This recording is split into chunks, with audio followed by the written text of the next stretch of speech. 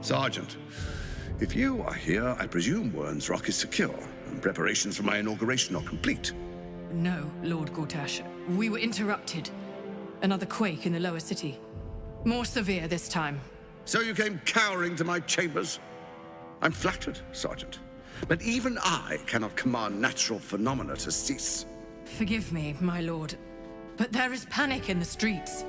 The people are afraid. Perhaps the people would be calm if you kept your nerve.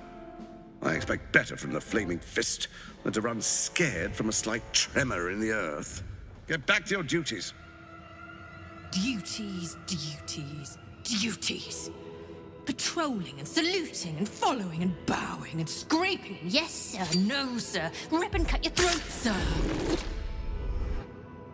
Your plan is falling apart, lordling. Give me a reason not to cut you to ribbons. Control yourself, Orin. We need to focus on reuniting the stones or the brain will break free. These quakes are just the start. Neither of us expected the prism bearers to kill Ketheric. They'll be traveling to the city. Let's make sure we give them a Baldurian welcome. I itch to peel you, to split your skin, to see your skull shine in the light. Little tyrant. Lucky for you, I harvested a whole family of living flesh in Rivington at high sun. They will sate my blade thirst tonight. Oh, but tomorrow, and tomorrow, and tomorrow, and tomorrow, my blades will thirst again.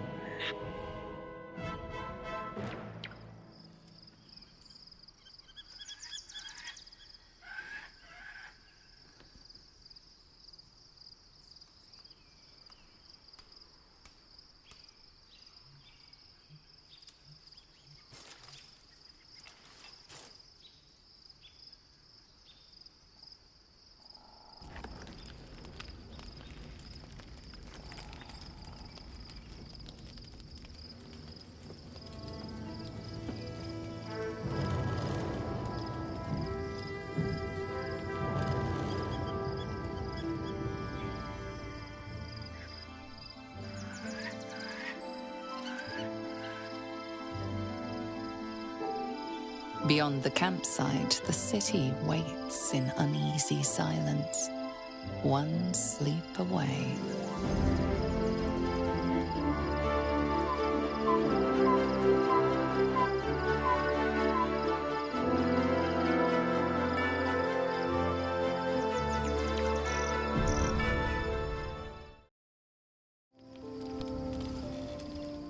The events of the last days weigh heavily upon you. Sleep's rest is slow to come to one whose mind is so full. The Absolute is not a god, but an elder brain controlled by the chosen of the Dead Three. They mean to use it to take control of the Sword Coast. All who carry the tadpole are governed by the brain, and by extension the chosen. It will take but one order to transform them into an army of mind flayers. This would have been your fate too, were it not for the astral prison and the mysterious visitor inside of it. With her help, you have uncovered the cult for what it really is. A plan of conquest orchestrated by the gods of death themselves. Together, you have the power to thwart the Dead Three. If you follow this path to its end, the Elder Brain will not answer to the Chosen. It will answer to you. Will you liberate them from their parasites and their religious delusions? Or will you use the power you gain for your own purposes?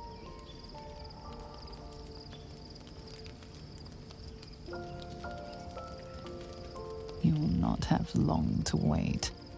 All you need to do now is sleep. But sleep is not for you.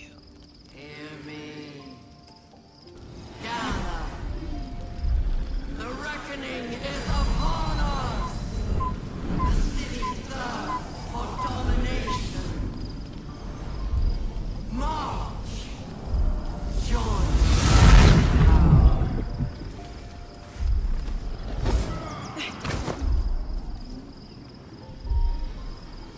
We're under attack. Fight your way to the portal. I need your help. What do I have to lose?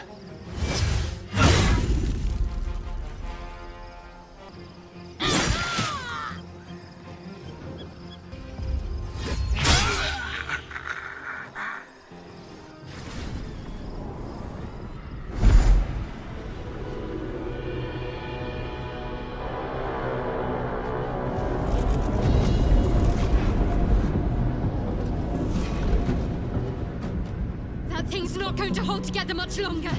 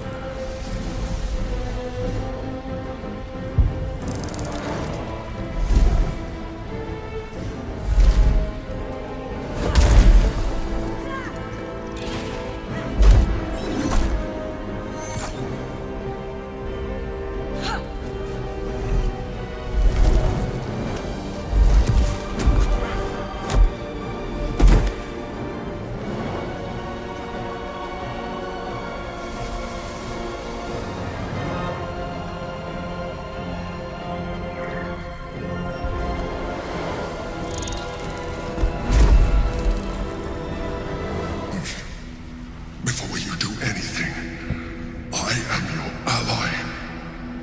We are in danger. The Githyanki is the source of our protection against the Absolute. I must subdue him, or everything we've worked towards is lost. Don't let my form deceive you. I am the one that's been protecting you.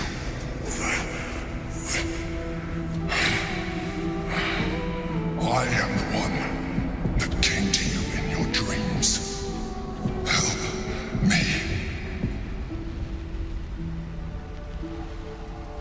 You saved a child from a viper back in the Druid's Grove.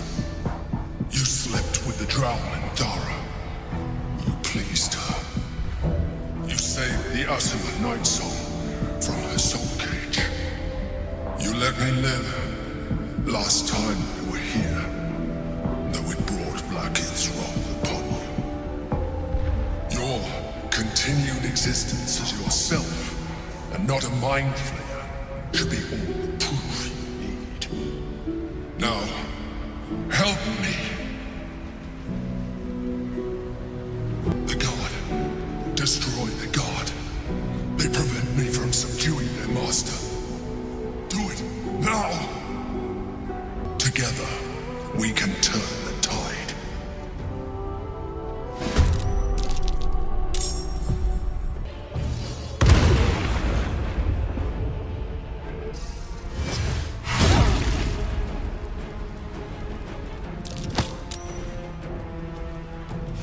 The rock resists all attempts to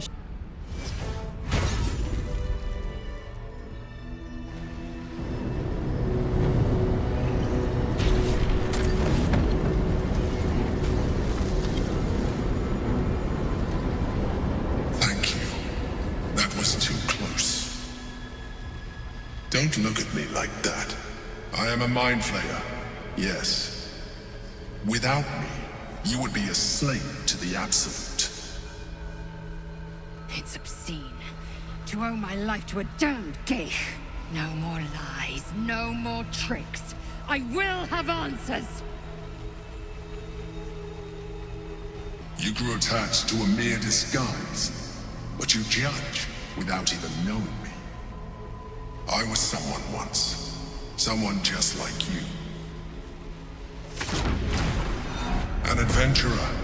I came from Baldur's Gate, though I was never one to be constrained by circumstance. I longed for more. That longing brought me to Moonrise Towers on a search for treasure. To a colony of mind flayers who caught me, changed me into what I am now.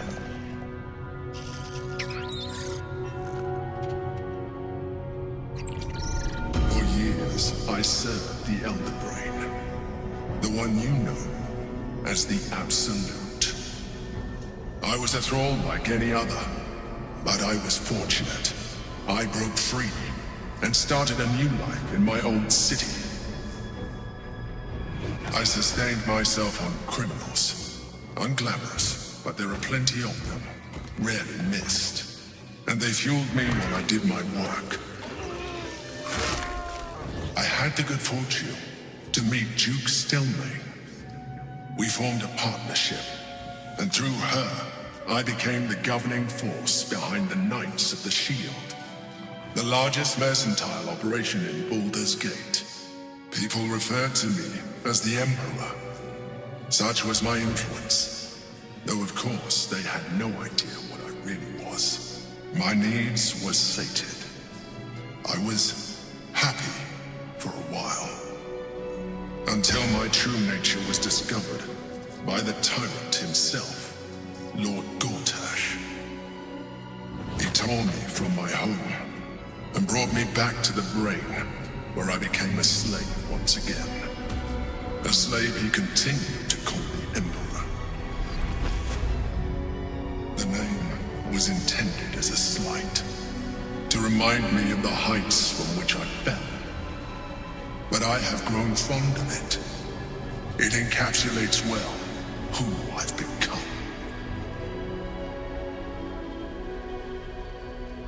Indeed, his hubris knows no bounds.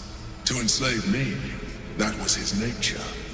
But to enslave an Elder Brain, a questionable decision. I shall look forward to sharing his downfall with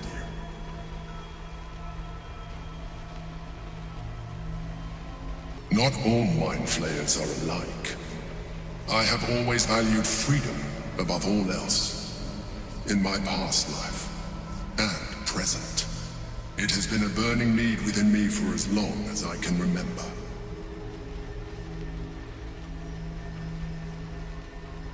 Prince Orpheus, son of the first leader of the Githyanki. Orpheus? Impossible. He was slain by Justil Kithrak himself. Quite possible, I assure you. His power has been the source of your continued protection against the voice of the Absolute. The power to disrupt hive mind communication. It is the same power that enabled Orpheus's mother to bring about the fall of the Elithid Empire eons ago. A power she passed on to him, and that I leveraged for you. When Orpheus's mother left, a usurper took her place. Vlaakith declared herself queen of the Githyanki. Vlaakith wanted his power, but Orpheus rose against her, and so she sealed him and his honor guard within this prison. Bound by infernal chains, Orpheus could never leave. Bound by duty, his guard never would. They were close to breaking my hold on that prince. And if they had succeeded, we would be lost. I am relieved you have embraced your potential enough that you could help me eliminate them. Alone, Orpheus will be much easier to control. Most certainly Orpheus. He is a threat to her reign. Some Githyanki still revere him in defiance of their teachings. Blackith was safe as long as they believed him to be dead. But as you can see, he is very much alive. I don't understand. The histories claim the prince was burned to ash in the skies. Your histories are fabrications. The prince was not killed. As you can very well see, he was in prison. She kept him this way because she was reluctant to eradicate such power. Power that she might one day wish to take from him. If the Githyanki ever find out what she has done, there will be civil war. Blackith will be finished.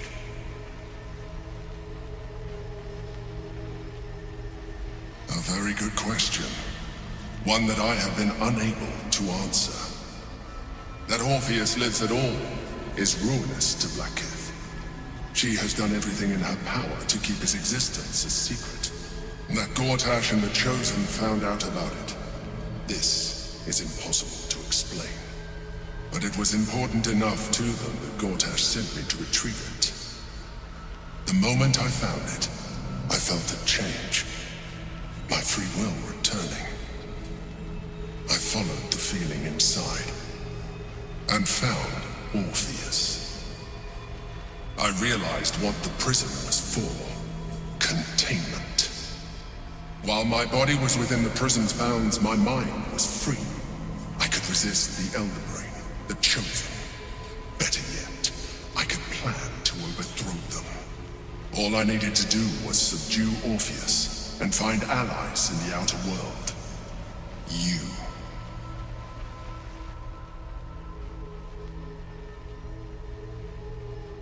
That would be a terrible idea. The moment he is free, he will attack you. Your only defense will be to kill him. And in so doing, he would doom us both. Even though he is subdued, you feel Orpheus's revulsion. A pulsing hatred that cannot be contained. The Emperor is telling the truth. To him, you are just another wretched illithid. You carry a tadpole. As far as Orpheus is concerned, you are already a illithid. A sworn enemy, just like me. I appreciate that. But this is what I am. My original body was destroyed when I transformed. When I first escaped the Elder Brain, I searched for a new vessel. But the longer I inhabited this one, the more it grew on me. I realized that returning to my former self would only impose limitations. Any advantage I could gain by restoring my original appearance, I already had to hand in the form of magic, and that humanoid shape you've come to know. As an illithid, I have far surpassed who I ever was before. You, too, should embrace this change. I believe we'll have a better chance of defeating the Elder Brain if you embrace your latent illithid potential. I've been studying you for a while now. I believe I can trigger the next stage of your tadpole's life cycle, while continuing to preserve your independence. You have seen what I can do. Imagine yourself with the same strength, the same intelligence, the same devastating beauty. If you let me, I can evolve you. You will be able to do things you never thought were possible. There will be physical alterations, of course, but only partial. You will retain most of your current form, and you will soon see that the benefits outweigh any perceived loss.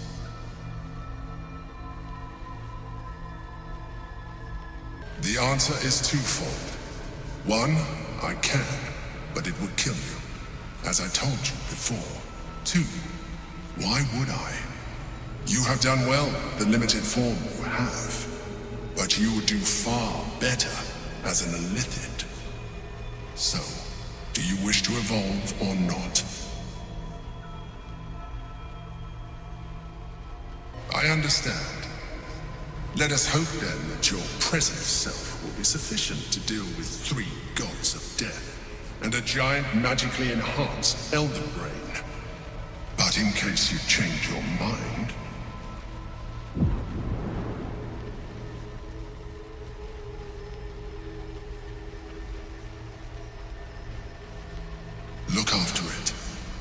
Use it when you're ready to evolve. You or your allies. It has vitality enough for you all. But we mustn't lose focus. We need to resume our journey. You heard the Chosen. The brain has gone to the city, and the army marches to follow. We must not let them reach it. We must find the brain, and bring it under our control.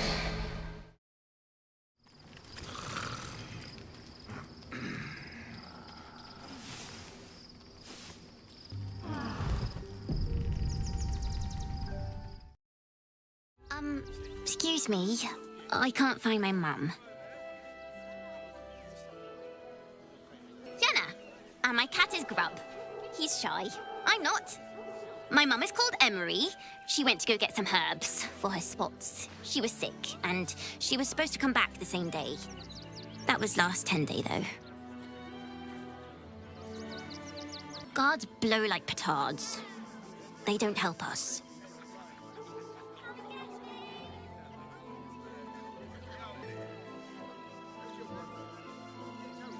Wow. Thanks. My mum would like this. She's the best cook in the world. And she taught me, too. I'll look for her. I think she'll probably come soon. Thanks a lot. I do not understand why the patriarchs of the city do not open their gates to the refugees. I was not suggesting they be allowed to roam free. They should be put to work. The city needs laborers and fodder to protect it. Yes. And if they work hard enough for long enough, the city might allow them to earn their freedom one day. The place was empty. Keep those thugs away from my family. Danuvia! Get these squatters out of my house now! Arthur, sweetheart, you paid me and my boys to be caravan guards, not cattle wranglers. If you want us to get our hands dirty, it'd be our pleasure. But that'll be extra. I just want to remove these unlawful interlopers from my property. My point exactly. They're like kobolds. You let one in and soon the place will be crawling with them. Ye gods, this guy is begging to get smacked. This man's indignant demeanor barely masks a seething anxiety. There's more to this situation than he's letting on. I'm a very magnanimous individual, but this is my home! Either they leave, or I'll make them. But wouldn't you be on edge if your beautiful home had been defiled by such brazen interlopers?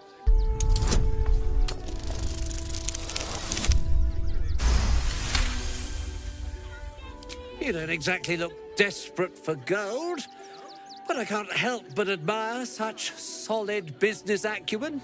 Very well. Get the job done, and you'll be paid and be in my good graces. Do you think you're clever coming in and undercutting us, sweetheart? We were about to make a bit of extra cash before you butted in. You owe the guild a cut. Is the little dog trying to intimidate us? If it continues to bark, I will snap its neck. The Guild, a loose coalition unifying every criminal outfit in the city under one collective rule, from cut purses to contract killers.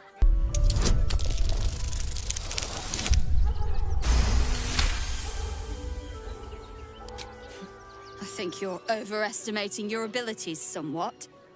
But I haven't got time for this. Come on, boys. We've got places to be. You see, those animals are out of the picture. Can we stay now? Or are you going to turn us next? Same way lots of us did. Trying to get away from the army of the Absolute.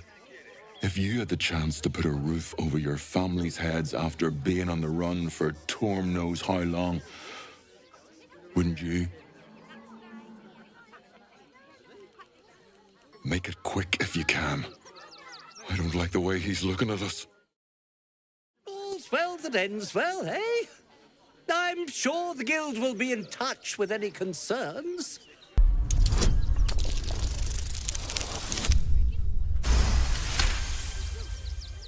But you said you'd get rid of them, and I believed you.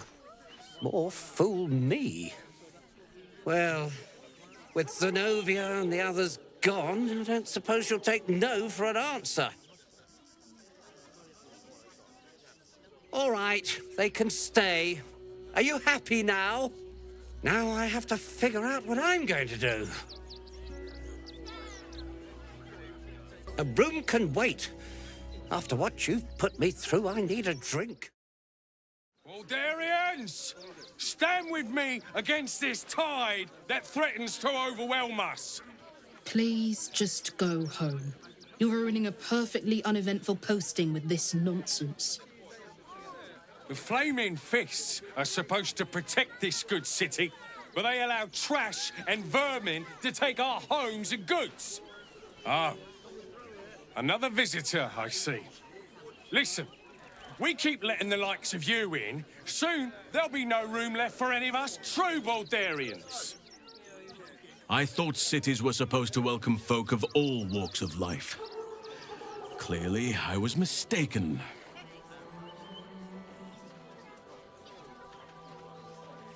Another bleeding heart. Piss off and take it elsewhere. Rechtei hathran rust. Welcome, friend. You've joined us as we honor our fallen dead. A somber time, and you have brought a somber guest. I did not think you would willingly return, Spawn. Well, indeed. I was rather hoping I'd never see you people again. Honestly. Frey, Valdisk Durovna. Frey, Vald Iskablast. I feel we're intruding. We should leave quickly. Calm yourself. You will not be harmed. Our leader has called off the hunt. She wishes to speak to you. Im orak nete. Krasinetra.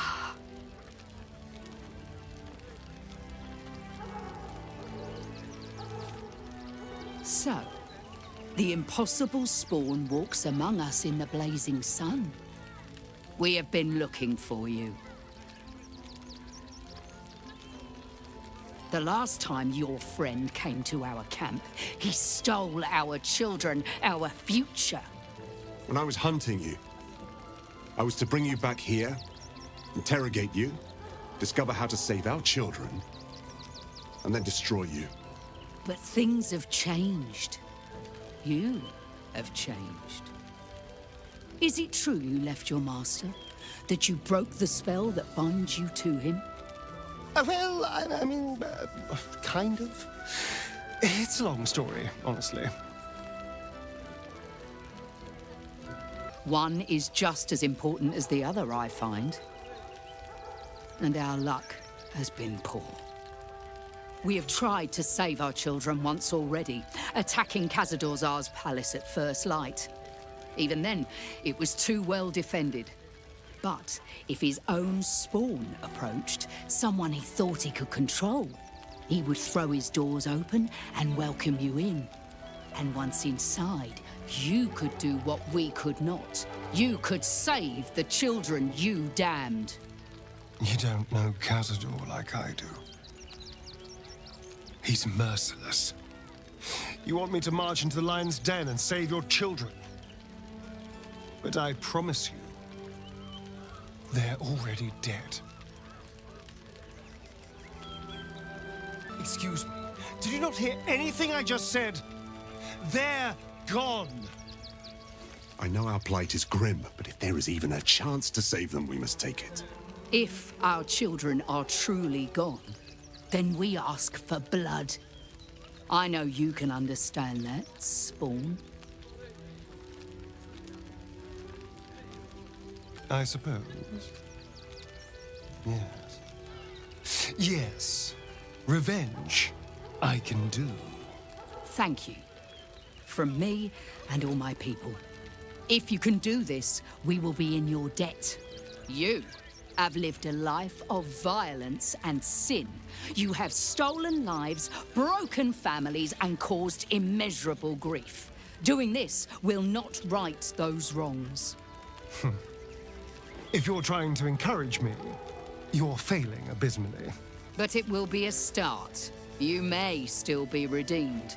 Please go. Time is short, but we will see you again when it is done. Stinks of cheese between his piggy toes. How dare you? What in the hells is all of this? A necessity, good sir. The Steel Watch loves pretending sweet Rivington doesn't exist. So we have decided to protect you, dear patrons. No need to thank us. You'll be allowed in once I've done this batch.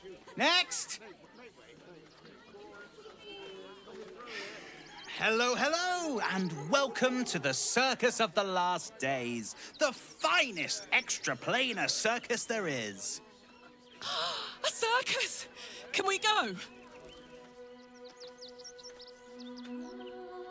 Oh, this is Benjamin. Say hi, Benji. Meat!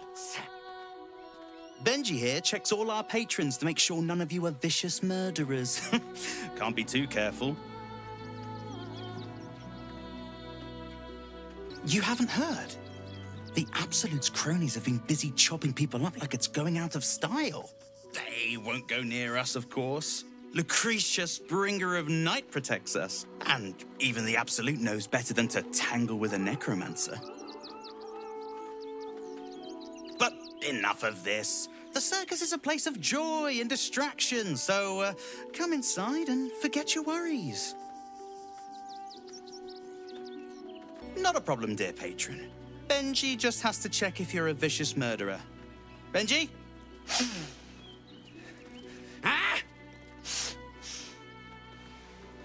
Brain juice smells like piss and iron. No like. Oh, that's a first. Usually I'd allow you in, but in these times, I can take no chances. Move along. No circus for you.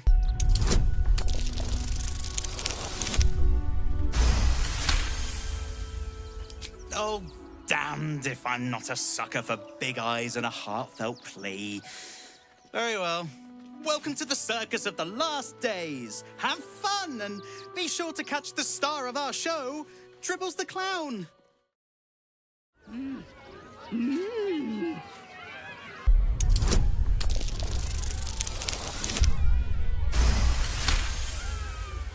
You realize she is miming putting on face paints.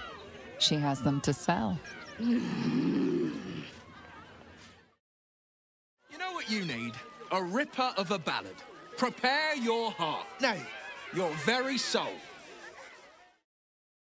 Enjoying the show?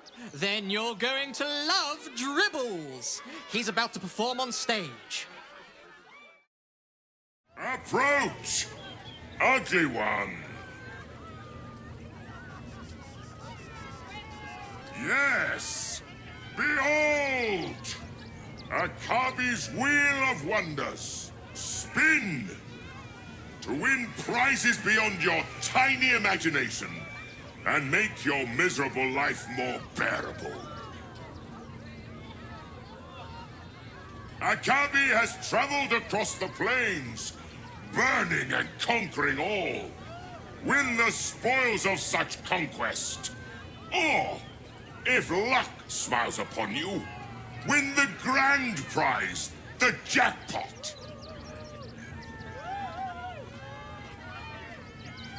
No more questions. Spin or don't.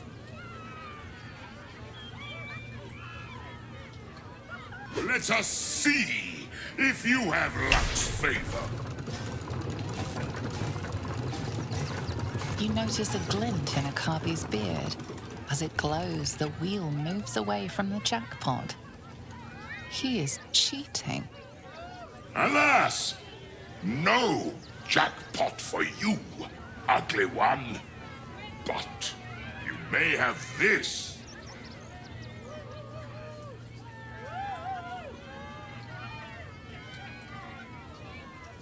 You dare speak to me as if we were equals?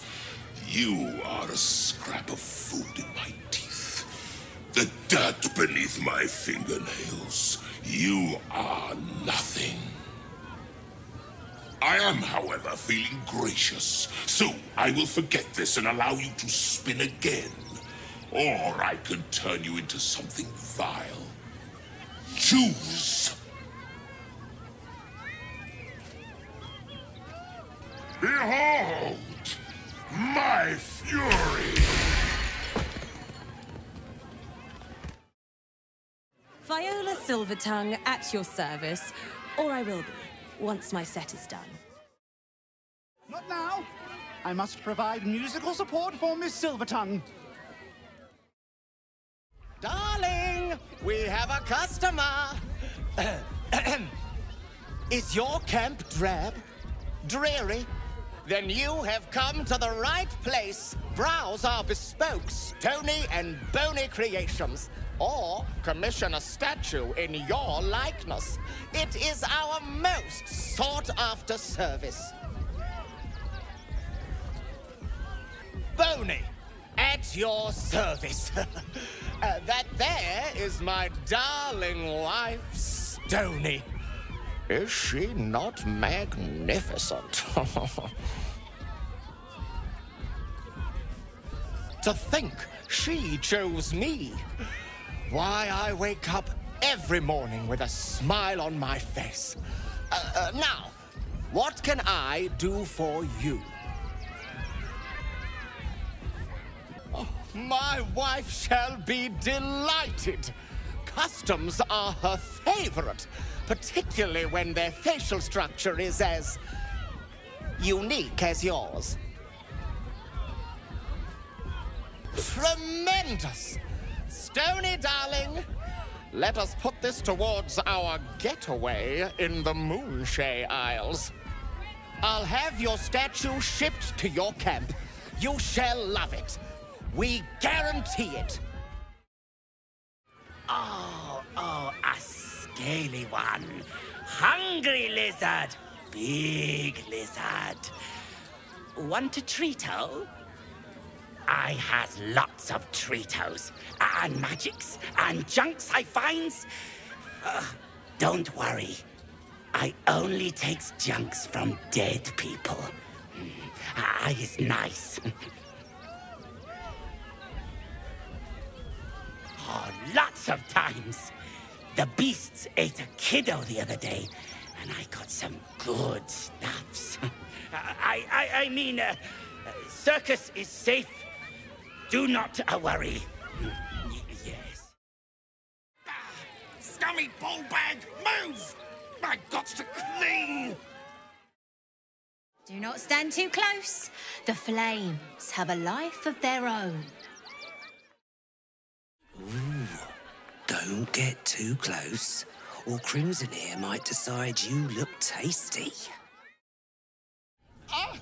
Lucille! It's pose, grapevine, then pivot step. Jacob, you have the grace of my great-grandmother's missing leg. Ah! And Boris, put some sensuality into those lovely hip bones. I know you have it in you. Step it up. We are decades from that. I hope they could open for dribbles. Not that my star needs the support, but at this rate, who knows? Call me Lucretius, ringmaster, necromancer, bringer of the night. Oh, and wine lover extraordinaire. Normally, I'd invite you into my tent for a lovely vintage, but these graceless skellies need my full attention. Enjoy my circus, darling. The city of stone and steel is an endless scream in nature's womb. I have felt no peace here, until now, Your eyes, Stira.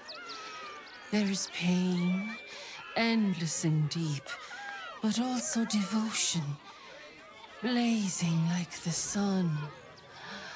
You're in love, are you not? You are wise to admit it.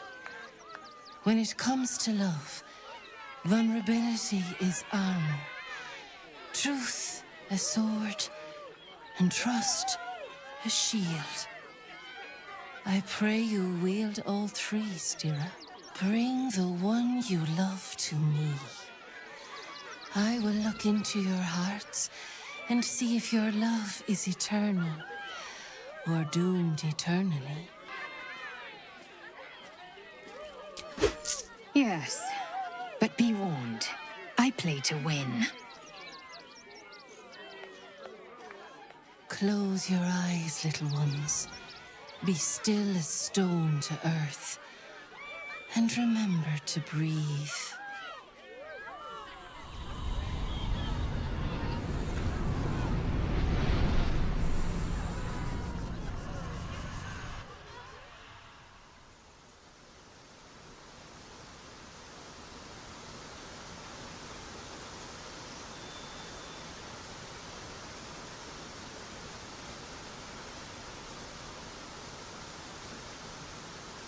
I see you. I see the bond between you. So tender, so fragile. But do you see it for yourselves? Lae'zel, passion of the heart and blade wage war in her soul. Listen, think. What does she most desire? You hear my words. You see my path. It is good to be known.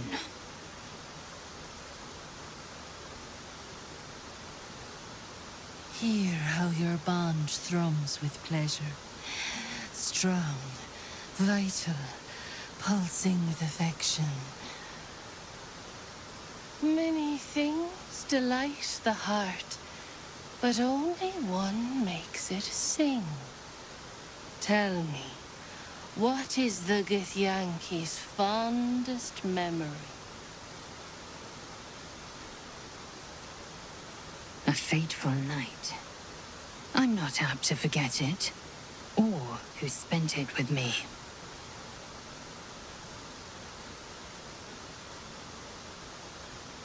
The sweetest loves dance lightly on the tongue, but now we must dig deeper, into the most painful reaches of the spirit. Life is brief, finite. When the warrior dies, what legacy will she leave behind?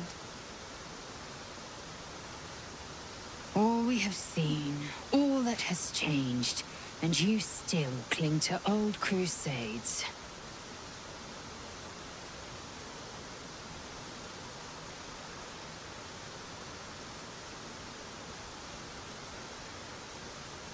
An illuminating exercise.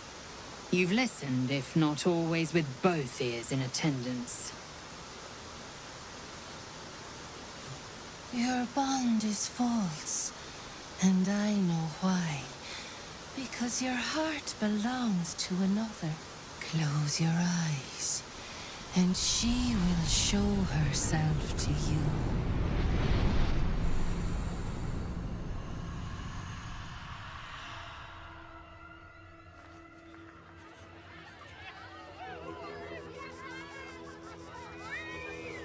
So, you're the lick-spittle who crushed the Bone Lord's throne. Oh, have you come begging, sniffing for our stones? Gortash won't like that. A throat his black hand can't choke the spit from. Oh, your bond will not save you. He will wrap its cord around your neck and make you swing from it. When you find the lordling, tell him Oren is watching.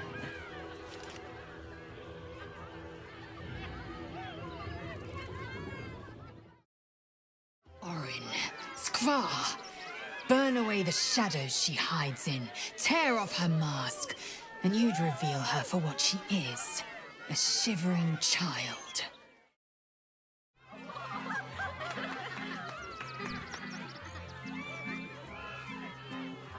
Buddy the dog is my very best friend.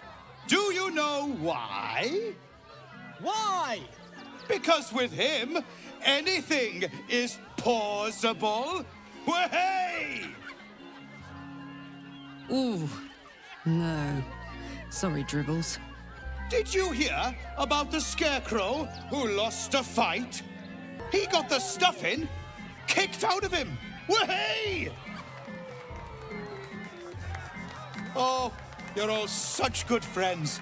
I've had a wonderful time, but I have to go. Oh, well, if you insist. How about a magic trick? But first, I need a volunteer with nerves of steel and the heart of a lion. Who will it be? Who? The hair on the back of your neck raises as a shiver passes through you. You, my special assistant. Come on up.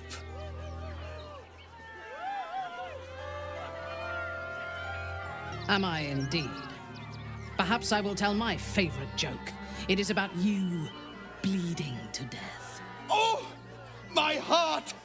The enthusiasm is so much! Now, up, double sharp, or poor Buddy will think you don't like him. Right there! Oh, perfect!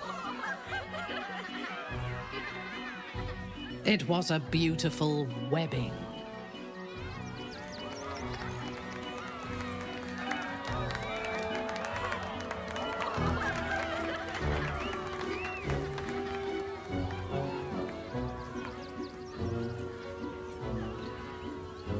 Now, you're very special. As special as can be. Does anyone know why? Why? You're special, my friend. Because I have a message just for you. Praise the Absolute.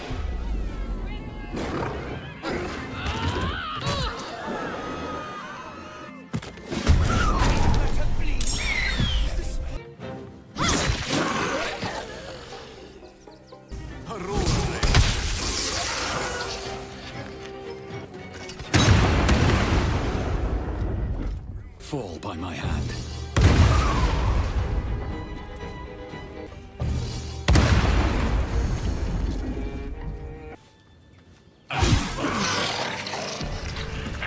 The shapeshifter.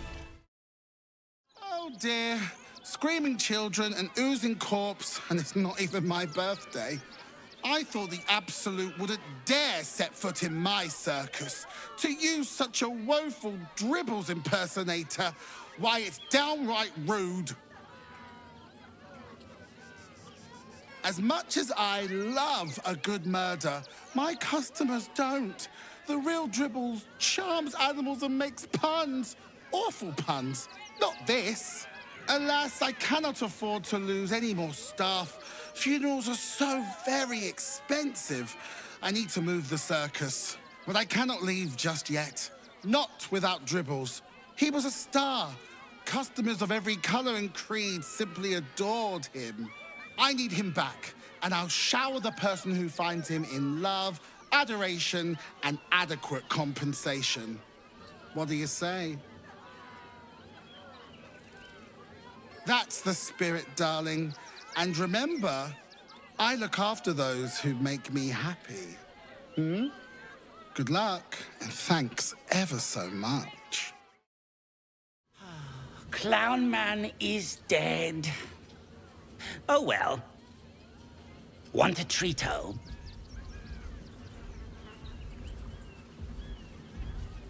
Why? I die, you die, we all die.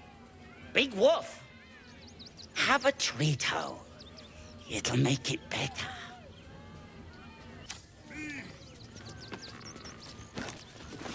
Oi, give that! Oh, a scaly scale. Oh, that's my super special hand, and I needs it back. Now. I found it by the clown man's tent. Fought a rat for it and everything's. It's a one-of-a-kind hand with artisanal bite marks. It's worth lots.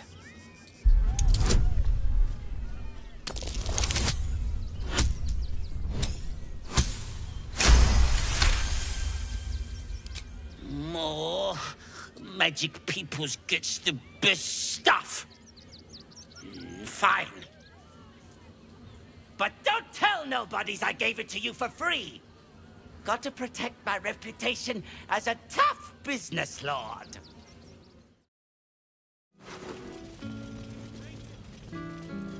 Circus clothes. What an end for Dribbles the clown. Or some kind of dispute. Judging by the state of the leg, this must be part of the clown. Foot smeared with paint, among other things. This must belong to Dribbles. A clown's arm. Dribbles, no doubt. Hello again, my vicious little warrior. Any luck finding Dribbles? Oh, perfection. This is just what I need. His flesh has a few rat bites and his teeth are missing, but these are minor issues. I shall remake Dribbles better than before, where once he was famous, he will now become legend. And you?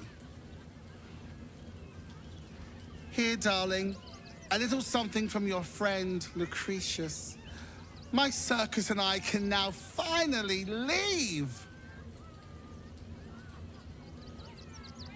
It's called magic, darling. Do keep up. Not this instant, so should you wish for anything from my staff, be quick. Oh, and if you do take on the Absolute, do try not to end up like poor Dribbles. You are so very pretty, after all. The priests will open the temple up again. You'll see. They're good people, holy people. The crying one weeps today. Our father Lorgan is dead. Murdered.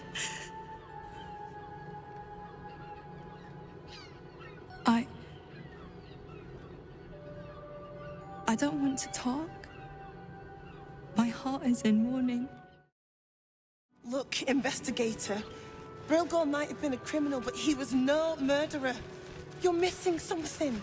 You have to be. Enough, Yanis. Listen to yourself. You are defending a man who ritually slaughtered your high priest.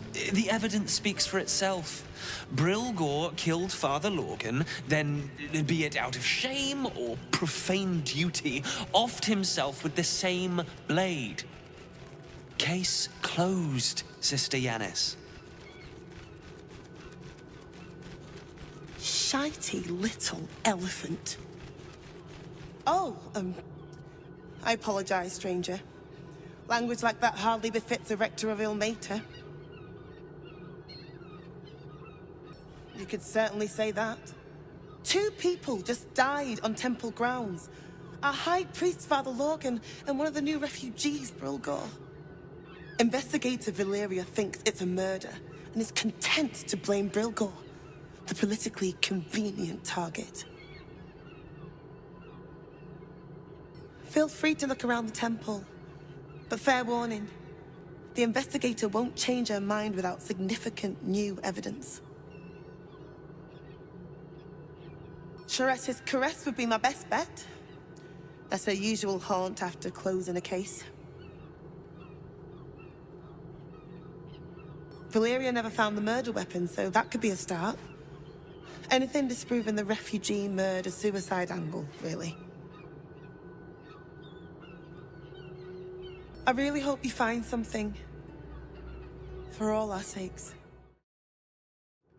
I've said all I have to say already. Now I just want to pack up my kitchen and leave. I know it's not fair. This was the best job I ever had. Lorgan was kinder than most. And now they're blaming a refugee for his death. Typical. We toss Brilgor out back. Sister Rose has Lorgan in the infirmary, preparing him for a decent burial. You could pop your head in and pay your respects. We let more outsiders in, and more Baldurians die. Duke Stelnane, Father Lorcan, it's no coincidence. Imagine fleeing to the city, only to be met with suspicion. The refugees face hardship at every turn. We have faith here, Bill. Faith in people, no matter where they're from. Who had more faith than Father Lorcan? How did that work out? Exactly. Lorgan let a killer into our temple due to his misguided compassion. His faith got him murdered. Bill, I beg you, be quiet. Even sinners receive Ilmater's grace, and Father Lorgan knew that. We don't pick and choose who we aid. Thank you, stranger. I take some solace knowing that he died in Ilmater's service. Does Ilmater's service involve protecting heretic absolutists? Or perhaps I missed that sermon. Enough, Bill. You seem a kind soul. Our temple is open to you. Walk well.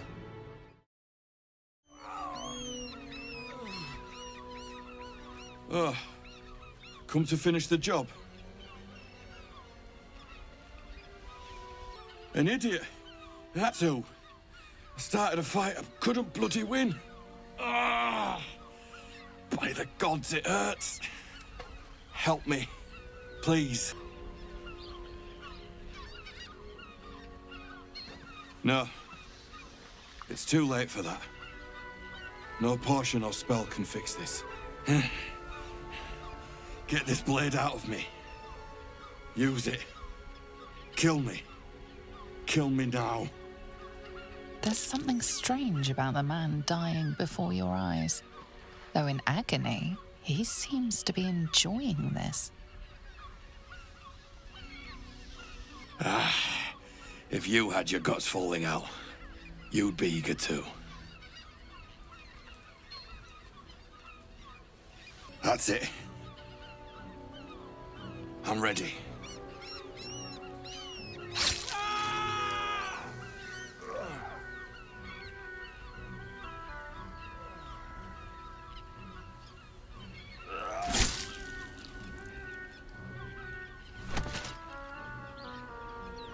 That's the best you can do. So weak.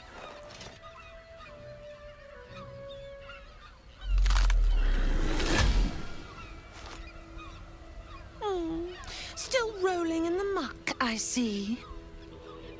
Gortash knows you are coming, knows you have the Bone Lord's stone. Do not let him hiss hot air into your worm-weakened brain. He will sniff out your mercies, drag them forth, and use them to dress his atrocities. Remember, his throat spits lies, but my blade carves the truth. You will read it on your skin soon enough.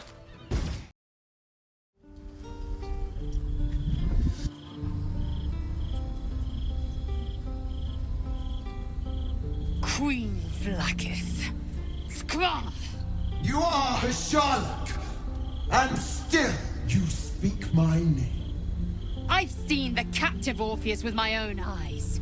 Spoken to Shestil Kithrak Voss. You lied to us. Enslaved us. The betrayer Voss lies! I have only a moment, and you, Hasharlak, will listen. We are Githyanki. We move mountains. We snuff out stars. We shake the plains. The traitor Voss has lied to you. The heretic prince would shatter us in an instant. The great dominion shrunk to the head of a pin. Can this be true? Is the Githyanki prince really a threat to his own people? Or simply a challenge to Vlaakith's rule? Return to the astral prism. Slay Orpheus the Pretender. Serve me, and I will ascend you. You will be no mere warrior, nor Kithrak. You will be Bart of Vlaakith, commander of dragons. My only, my chosen. A final chance.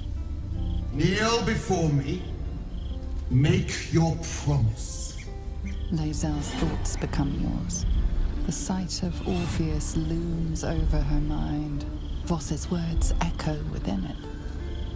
She means to forever turn her back on Vlaakith.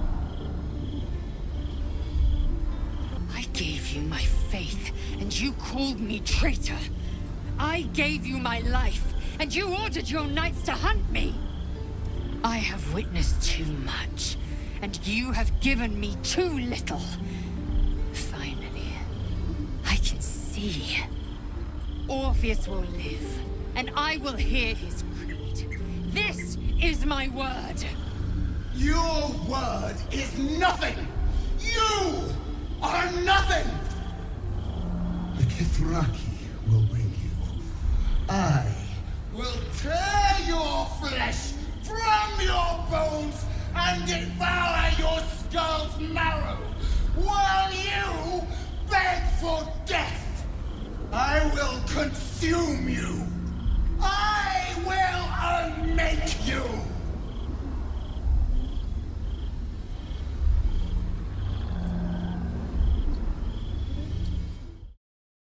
It is done.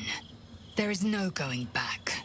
As long as the Undying Queen reigns, I am never to soar unbound over the astral sea, never to cross the one in the void. As it should be. Better a short life built on truth than immortality woven of lies. Better to unite the Githyanki under a prince who would free their minds and honor their bodies. So why do I feel so bitter?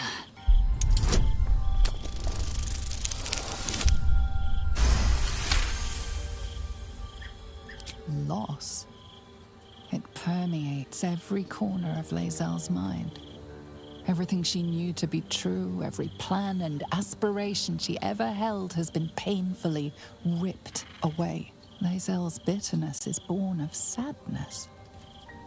She is mourning the loss of the person she once was, and can never be again.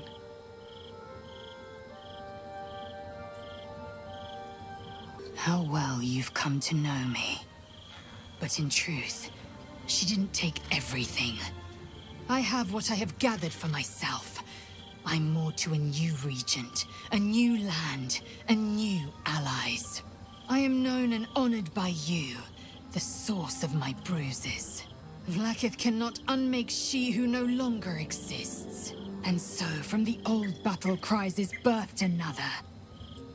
Shma Salar Orpheus, Ma Stilna Forgin in Yeri. Orpheus's will above all. May the comet blaze my path forward. We find Voss at Sharess's caress and retrieve the key to releasing the prince. Orpheus tough ki Nazin. Hi. It's me, Yenna. You remember me, right? You were really nice to me before, and, my mum hasn't come back yet. She might come later. I don't think she's coming. Could we maybe stay here? I would rather share my camp with goblins again.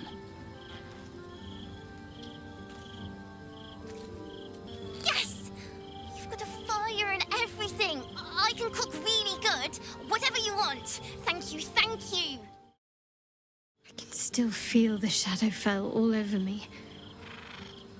Still hear her words in my ear.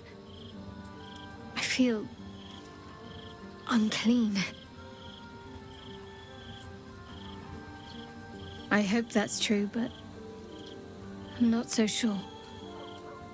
She has a far reach and a long memory. I have an idea. Something I've wanted to do for a while. Something that might help me put her in the past. But I'll need your help. Wait until the others are asleep, then come with me. There's a place we can go, down the coast a little.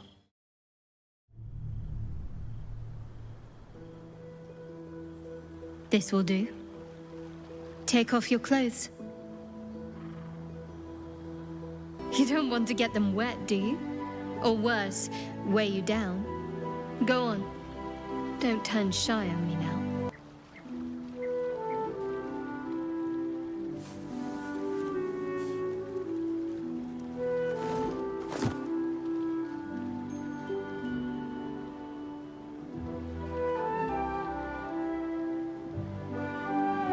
A little misdirection. Couldn't resist. What's the matter? I know.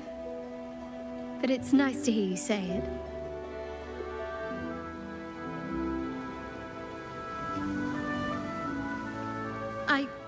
I don't know if I can do this, now that I'm here. What? Wait!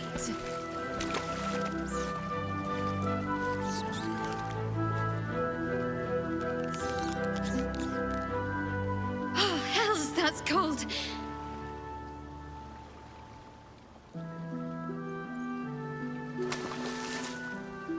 Come here.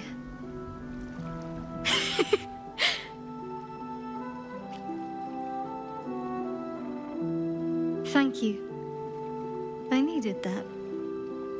I needed to know I can face things without Shah.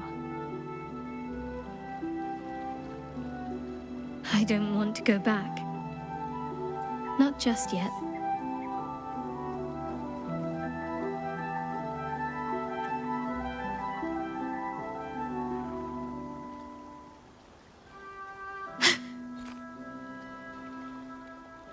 Just a pebble. Now don't you dare stop.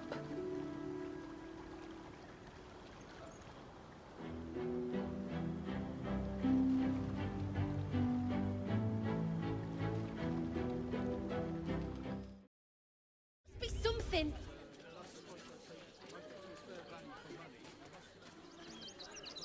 Halt! By orders of Lord Gortash, refugees are no longer allowed in the city. Turn around. Or do you have the means to support yourself? My good lady, I am Will Ravengard. I will not pay to enter my own city. Ravengard? Ugh, more like the ghastliest tiefling south of Neverwinter. No refugees. It is decreed. Right. Article 30.1.5 of the Council's decree on extraordinary wartime measures. I am confiscating that. The city thanks you for your contribution. Your name? Well met, citizen.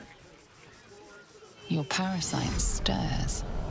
From the construct, you feel connection, resonance. I am a Steel Watcher, citizen. Here to serve the people of Baldur's Gate in the name of Lord Enver Gortash. State your business.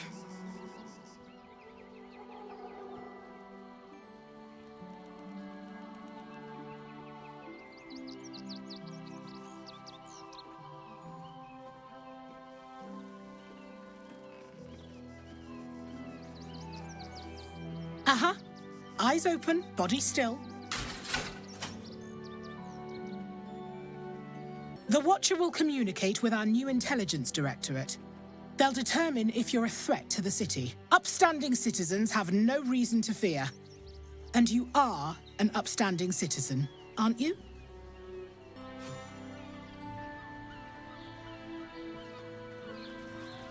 Behind the Watcher's gaze, a presence awakens. You are seen. You are known.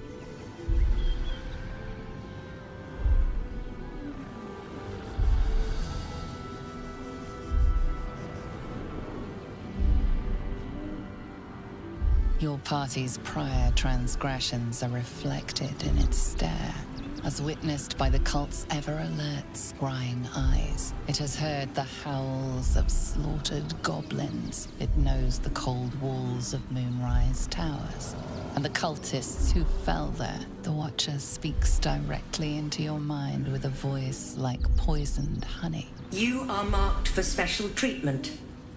Not simply an enemy of the people, but an enemy of the Absolute. Come quietly, or die. Please comply now, citizen. I will interpret any further hesitation as resistance. Eat this, you pile of junk!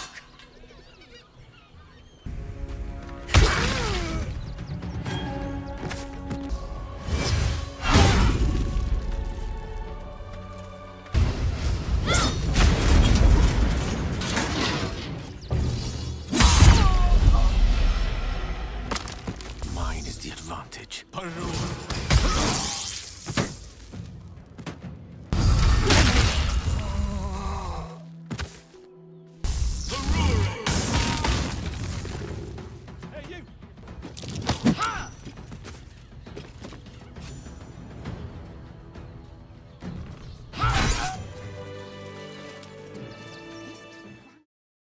Men, women, children, all barred from entry. A damn travesty. A decade ago, Baldur's Gate would have welcomed any and everyone seeking refuge. Who would take in these souls, if not the Jewel of Baldurin? As long as Gortash is in charge, they'll be left shivering at the gates. All part of the plan, of course. Step 1. Create an army and order it to march on the city. Step 2. Shut the gates in the name of security. Step 3. Bask in the applause. Gortash hasn't made Baldur's Gate safe. He's made it a prison. And when his army breaks through, the people will have nowhere to run.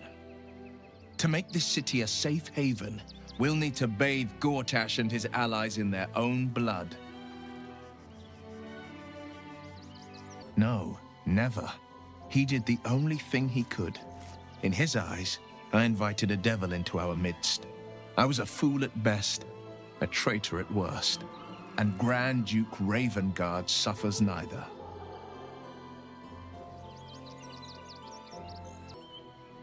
More than you know. The better question is, did he ever miss me? If he did, he missed the Will Ravengard he once knew, not the hell-touched warlock he returned to. The boss is expecting you. Hasn't forgotten what you did for him at Moonrise. Good to see you. Wasn't sure you'd make it to the city. Regretting it yet? I spent a lot of time thinking of worst-case scenarios while I was locked in that cell you plucked me out of at Moonrise. I didn't imagine anything as bad as this. The Gondians have handed Enver Gortash the means to bring about the end of liberty in Baldur's Gate. And the citizens have rolled out the red carpet for the new tyrant. Resistance fighters are few and far between. My iron hands, what's left of the Harpers, and you, I hope. As long as our objective is the same, the reason doesn't matter to me. We have a common enemy. But neither of us gets what we want until we deal with our biggest obstacle. The Steel Watch. They're a threat to you, me, and every man, woman, and child in this city. They act all civilized, servants of the people, but they only serve one man. When he becomes Grand Duke, it will only get worse. Laws will change, freedoms will vanish, and soon you'll be accused and sentenced before you've even committed a crime. And the fucking Gondians are to blame for all of it. I can blame them for precisely that reason. They invented the Steel Watchers, and they're building an army of them. Could be they're part of the cult. Could just be for coin. Couldn't possibly tell you. They've always been happy to provide their technology to despots in exchange for a stipend and the freedom to work in peace. They would have licked Saravok's boots, given the chance. And now they'll kiss Gortash's ring while this city screams. I had a plan to put a stop to them. But the way things are now, if we stick our heads above ground, the Watchers are on us like flies on shit. Exactly. You freed us from Ketheric's rotten cells. I reckon you can rid us of these Gondians just as easily. You just need a little assistance, and I can provide it. The Gondians are ingenious, but we're more than equal to them. There's nothing they can build that the Iron Hands can't tear down. I've built something unique for just that purpose. A rune powder bomb. First of its kind. 50 wizards high on the weave couldn't summon this kind of firepower. Get the bomb inside the Gondian facility, and boom. Problem solved. The Gondians picked their side the minute they took orders from Gortash. If they had any courage, they'd have refused him and died like heroes, spitting in his face. Now they'll die like the dogs they are. Fine. You want to try flapping your gums in the belly of the beast, be my guest. But their idea of diplomacy is a steel fist shoved where the sun don't shine. So take the bomb. Just in case I'm right and you're wrong. As long as you see sense, I don't care when you see it. The foundry is in the lower city, down by the docks. Beautiful building, belching smoke into the sky day and night. Getting inside won't be easy, but when you do, place the bomb at the heart of the facility. Get yourself back to street level. The streets will be clear of Watchers in no time. Damn, Hoots. That new batch burns stronger than a pit fiend's fist. I'll take that as a compliment. Take it however you want. But I'll be having my usual from now on. Something's off about this one. On your guard. Oh. It's Raphael's favorite misadventurer. You've put me out of pocket, you know. Raphael bet me 5 soul coins you'd reach the city in one piece. He rented a room upstairs in the hope that you'd drop by. Ah, I forget we've never met. I've had my eyes and ears on you so long we feel like old friends. Carilla is my name. I'm Raphael's assistant, shall we say. Take your time. Have a drink. Sample the goods. Go see him when you're feeling refreshed. You're looking parched, sweetheart. Another tankard? Else, darling. Another sip and I'm like to spill over. But other hankering for spicier flavors. How about you give me a taste? What'd you say, doll? Have a sit on my lap. Let's see what pops up. Darling, how you set me a quiver. You are a beast among men. No, a dragon, setting my phoenix nest aflame. I shall slake your thirst, dragon. You will part your lips and drink of my essence. Oh, I will drink your essence. Hoots, order up! Another tankard for the fist. A weary traveller, battered and bruised, you come for sustenance, no, decadence. A mien cool as ice, yet eyes burning hot. Oh yes, I know your bliss. A sturdy dwarf, a leather whip, she gives, you receive. Or have I misjudged you? Am I? Your eyes tell a story, sweeting. You crave more than pleasure, you crave penance. It's Fionn you seek, our stern librarian. She isn't here today, alas. Your penance must wait. Well, we've other ways to fill your void. A drink for one, a pair of drow for another. Choose your sin. Nisha, our lovely nymph. But she's engaged in the nymph's grotto on the top floor, sweeting. The client's a favorite of hers, too. I doubt you'll be able to tear her away. But we are blessed to have a devil in residence at the moment. A temporary guest. But he asked that I send any potential clients his way. Everyone who's paid a visit looks quite changed by the experience. Twins, yes. Hands of such skill they could turn stone to silk. Your body could suffer no knot they can't untangle. They're through the curtain to the right. You'll need coin and stamina in abundance to enjoy their services, but the gold will be as well spent as you are. My. I can tell you are a special one from a single glance. You have but to ask, and we can grant you a moment of pleasure. Don't be shy. I used to work as a courtesan back home, and my sister as an artisanal masseuse. But men are treated like dogs by the Underdark's matriarchs, so we fled. We found surfaces craved the body of a drow like a drug. Life is easy in our line of work.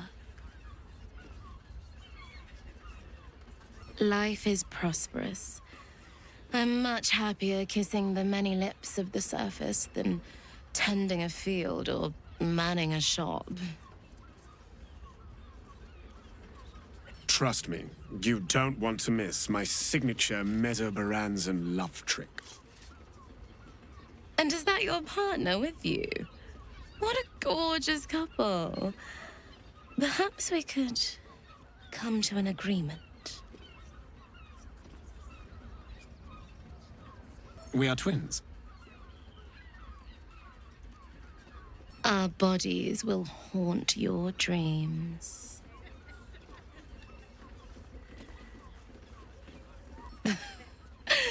We want both of you, silly, at the same time. There's an idea. If you're comfortable sharing, so am I. Charming. There must be a sprinkling shower of gold first. Coin. Let's go.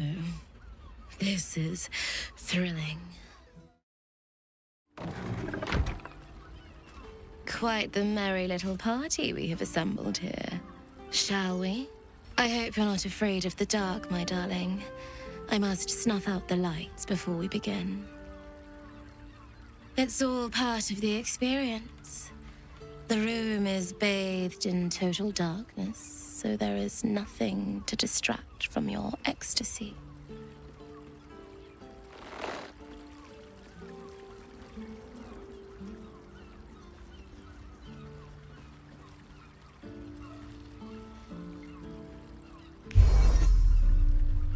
The lady, Nim, moves your hand to where the clasps of her blouse lie.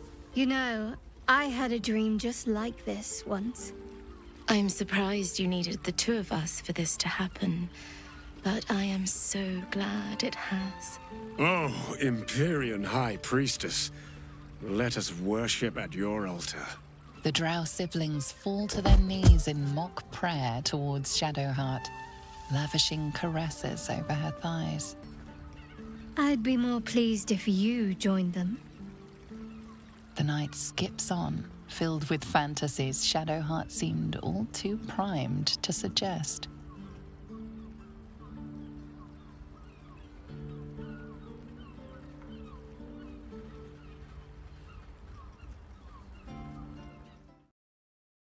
You must hear me, devil. I will do whatever it takes, give you anything you ask. There is only one thing in this world that I desire. You do not have it, and you never will. The Kithrak? What deal would he make with this devil? You must help me, Raphael, for the sake of my people. Hush now, Voss. These guests may not know it yet, but they want the same thing that you do. And unlike you, they have something of value to offer in return. Lae'zel, Talak Magir. The devil holds the key to freeing the Gith people. Right here, right now. You could seal our fate. Whatever you discuss with this devil, I must hear of it. Find me below in the tap room, once you're loosed from his claws.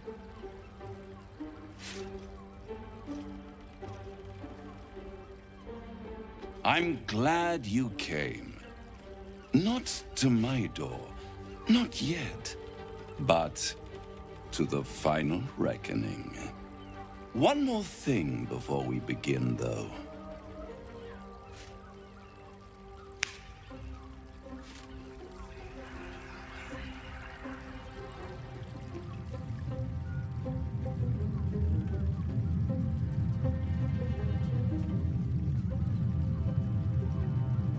For the first time since the Nautiloid, your mind is clear. It's unsettling. I gave you back your privacy by shutting that illithid in your pocket out of your mind. It can't hear us. Huh. What's the catch?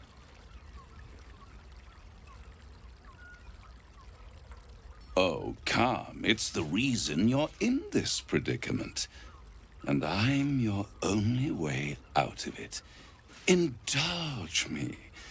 And at least hear me out. I'll admit, you've impressed me. I wasn't sure you'd make it this far. But no matter how far you come, you're still on the road to ruin. A road that leads directly to a confrontation with the Elder Brain. At best, it will kill you, and everyone else in this city. At worst, it will assimilate you, and you won't have enough free will left to even wish you were dead. You have the key to destroying it in the palm of your hand, though. Very perceptive. Yes. I can give you the means to break him free. Speak, devil. We're listening. The Orphic Hammer. An artifact capable of shattering the chains that hold Prince Orpheus is held securely in my House of Hope, even now. Isn't it just? And it's even more convenient that you can give me exactly what I want in return. There it is. Of course. Power. You free Orpheus, and in doing so save the city, the Sword Coast, perhaps the whole world, and your own precious skin too. And You give me the crown that dominates the Elder Brain. And you, Lae'zel of Kalir, want to free the Forgotten Prince, do you not? I want nothing more. Then it is settled, is it not? A crown for a hammer. A bargain of a lifetime, Lae'zel of Kalir. Handing that crown to this devil will be like feeding gunpowder to a lava worm. Agree to nothing. Power. Ancient and full of wonder. I have craved it ever since the arch-wizard Karsus created it, long centuries ago, and brought doom to the Empire of Netheril.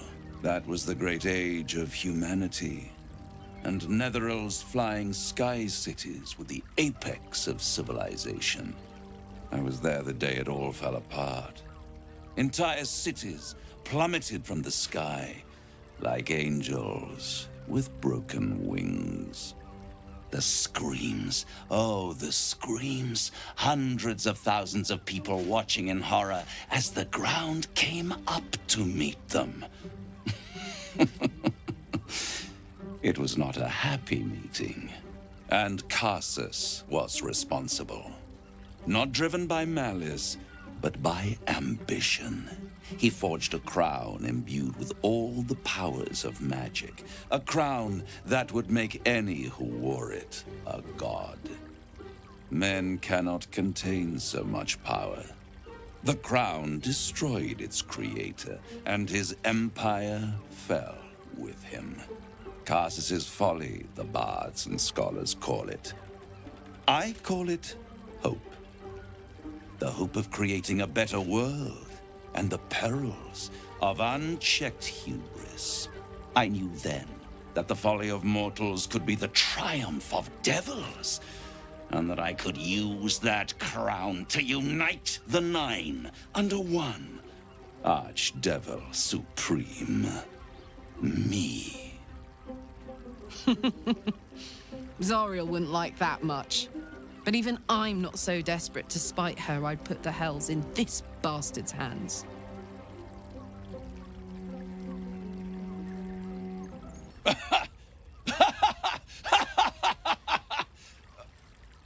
Oh, I'm sorry, you were serious? The crown has laid low all who attempt to harness its power. Archwizards, emperors, gods. It would tear you apart. The hells require order to function. It is what separates us from mortals and demons. With the crown, I would impose perfect order, unity, efficiency, control. My kingdom would control its borders and stay within them. It was stolen from right under my nose all those centuries ago. The archdevil Mephistopheles snatched up the crown and squirreled it away in one of his vaults. He is not more than a frigid archivist. So much power and potential kept inert. He made a miracle into a museum piece. I raged. But only for a decade or so. Then I waited, ever watching for more than 1,000 years. For a mistake, a mishap, a misadventure. And these chosen, who have caused you so much trouble accidentally, did me a favor. They brought the crown back into play. Yes, it does. Especially when I see what a bloody mess they've made of their whole scheme. They must have raided Mephistopheles' vault. Impressive, I must admit. But they'll be dead soon. If you don't kill them, the Elder Brain will. It doesn't have feelings in the way you'd understand them. But it seems rather angry. It is inevitable. When you destroy the brain, and you will because you must, the crown will be yours for the taking. And when that moment comes, you give the crown to me. In exchange, I give you the hammer now. A simple transaction, it seems, but it's more than that. He's offering you an alternative to the mind flayer in your head. Take Raphael's deal and you could free Orpheus. With Orpheus free, you would have no need to rely on the Emperor. But there's no guarantee that Orpheus would be on your side. And if you take the deal, you'll have to fulfill it. You'll have to deliver the crown of Carsus to the devil himself. He claims his ambition is to unite the hells, but can he be trusted to stop there? Do you trust him more than you trust the Emperor? Skvar! We should do as the devil asks. The Prince of the Comet must rise again. I won't stop you. But time is running out. So don't stay away for long. If you see reason, I'll be here, waiting. Right up to the moment the world ends. The means to loosing the Prince of the Comet was within our grasp, and you refused it. Why? I wanted to follow the open valley, the easy way out. You chose the brambled path. I'm annoyed by it. And I admire you for it. We must speak with Voss. Then we find our way to Raphael's House of Hope. We'll take the Orphic Hammer and use it to smash the true heir's bonds. Yisk Githkar Tafki Krashet. The Githyanki will be free. There you are. I thought I'd lost you. Something was blocking me from hearing your thoughts. Raphael. Well, thank you for your honesty. Of course, I should have known the devil would come sniffing. The stench of impending chaos is irresistible to them. And what did he want with you? Giving a devil what he wants sounds like a brilliant idea. And what did he offer you in return for bringing it to him? I am glad you had the sense to turn him down, but it certainly does matter. Anything that threatens our alliance threatens our chances of defeating the Elder Brain. So I ask you again, what were the terms of the deal he offered you? I see. You feel the touch of the Emperor's mind peeling at the edge of yours, trying to gain access. That is a fair request. You feel its presence withdrawing from the fringes of your awareness. I shall respect your privacy on this occasion. But know that if you have jeopardized our mutual project, I will be forced to reconsider our alliance. Now come. We have an Elder Brain to destroy. Voss, friend to the Comet. Lae'zel of Kalir, warrior of warriors. Tell me you took the devil's deal. Tell me you will free Gith's heir.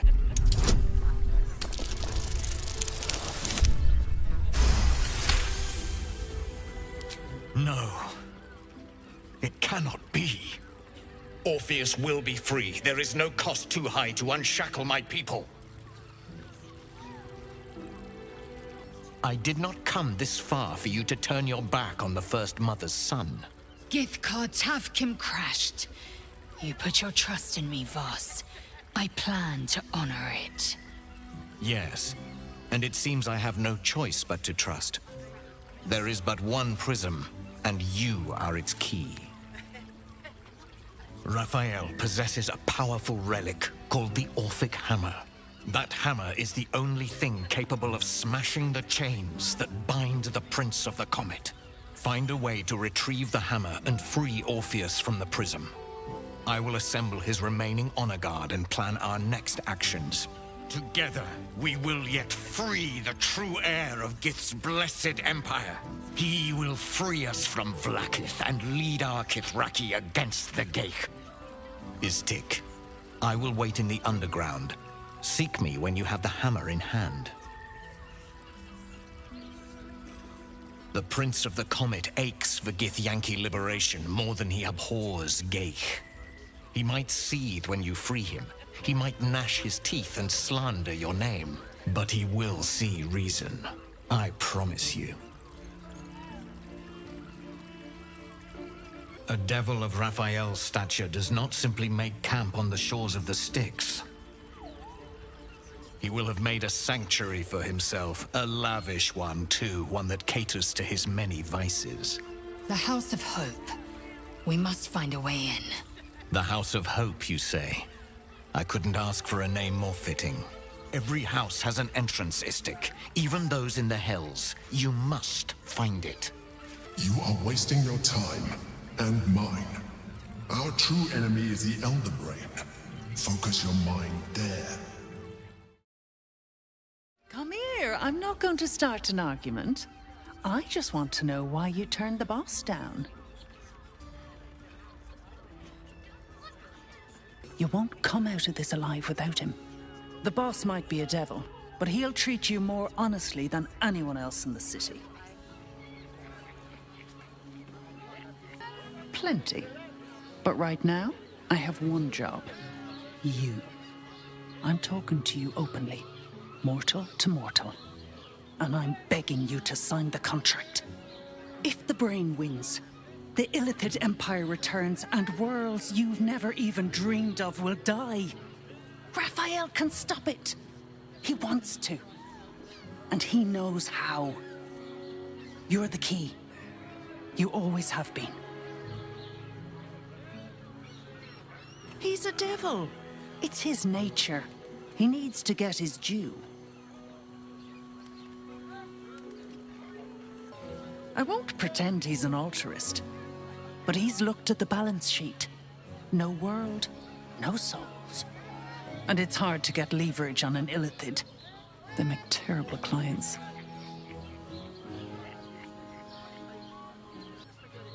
I doubt it. But even if you do, you won't survive the fight. I'd reconsider if I were you. Don't draw any trouble on old Enthal. He acts like he's up for it, but he's retired for a reason. Greetings, sir. Your noble bearing brings a little class to my humble... Oh, you can turn off the charm, Enthal. He's with me. Blueberries. Thought I had a sale. You look tired, Harper.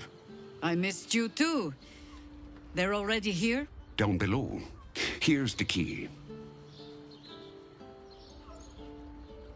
You seem a nice sort, so I'll assume the insult was accidental. Entharl's no Harper, and claims no love for those who are. But he's been known to shelter us when we need it.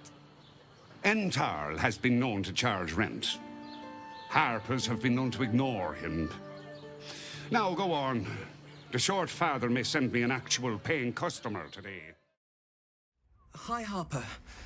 May Seluna's tears shine on this meeting. A very formal greeting, Geraldus. You are well? Yes. Hi, Harper. Standing beneath Seluna's tears. The lad's a little nervous, Jaheira. We heard of your great victory against Ketheric. Geraldus isn't nervous. He's terrified. And he's using Seluna's tears as some kind of code. I understand, Geraldus. Take a moment. And you, Harper. There is something familiar about you. Doesn't she remind you of our old friend Marcus? Jaheira's meaning is clear.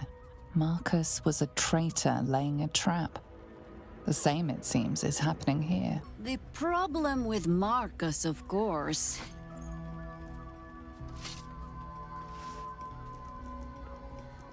We didn't end on the best of terms.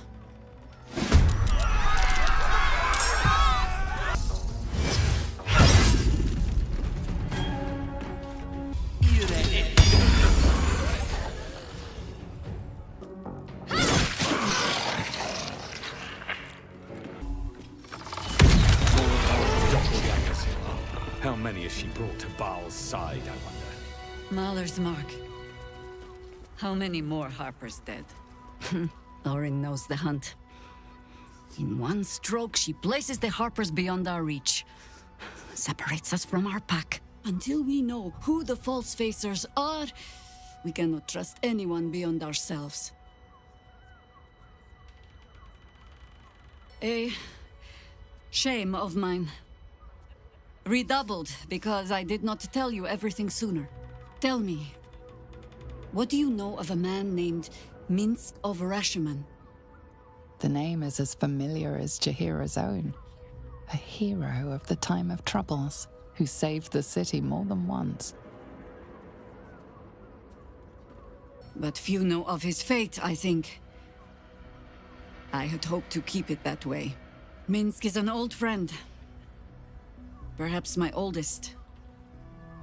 We fought at one another's backs, times beyond counting. And the last time I saw him, I left him to die. There always is. But that is still the fundamental fact of it. Before we ever heard of this absolute, we received word of a gathering in the Undercity. What we found was the first dark seed of this plot. A circle of cultists with mind flayers in their midst.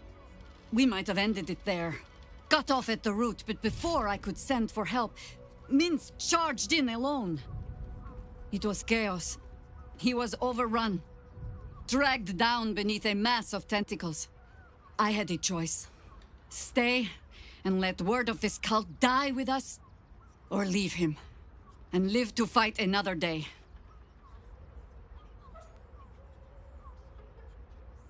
The world takes much from those who presume to defend it. But sometimes, you get to take it back. So don't be sorry, because I mean to use you, if you're willing. Infection, indoctrination, eradication. That has been the fate of everyone the cult has captured so far, but it has not been yours. With your help, perhaps it need not be Minsk's either. As simply as that?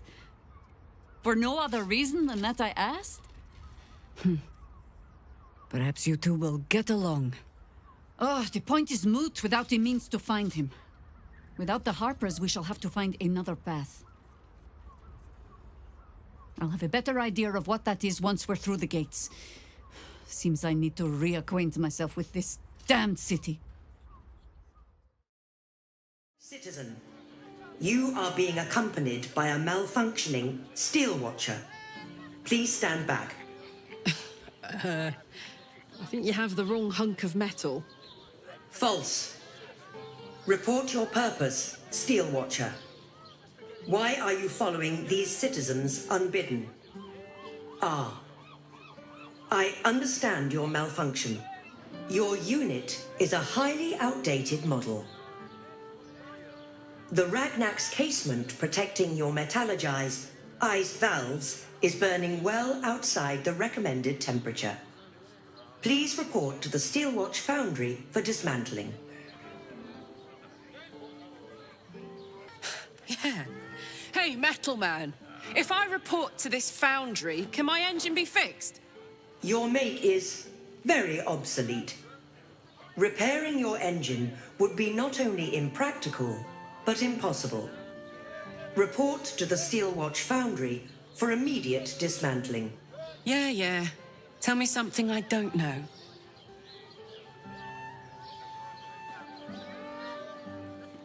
The Steelwatch Foundry is off limits to visitors. This malfunctioning unit can escort itself back. Not sure. Maybe whatever keeps them going is similar to my tin can. Turns out I'm the fucking prototype for these things. I'll dismantle every single one of them. Any threat to the Steel Watch is a threat to Lord Gortash himself. Please report to the Steel Watch Foundry for immediate dismantling. Yeah. Anything spicy you can tell me about the old prick? You will speak of our creator, Lord Enver Gortash, with respect.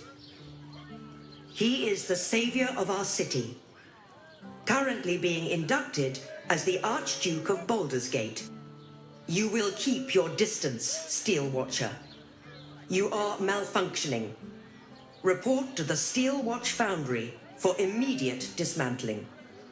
Let's make tracks before this thing gives me the Edict of Bane. See you around, soldier. Sorry, chum, can't let you through. Worms Rock's closed for the day. Not close to Duke Older Ravengard's own son, surely. You having a laugh, devil boy? I know Ravengard, and last I knew, his spawn wasn't sporting those horns. The joke's on you. No entry. That's the end of it. Special occasion. Worms Rock is closed. Invited guests only.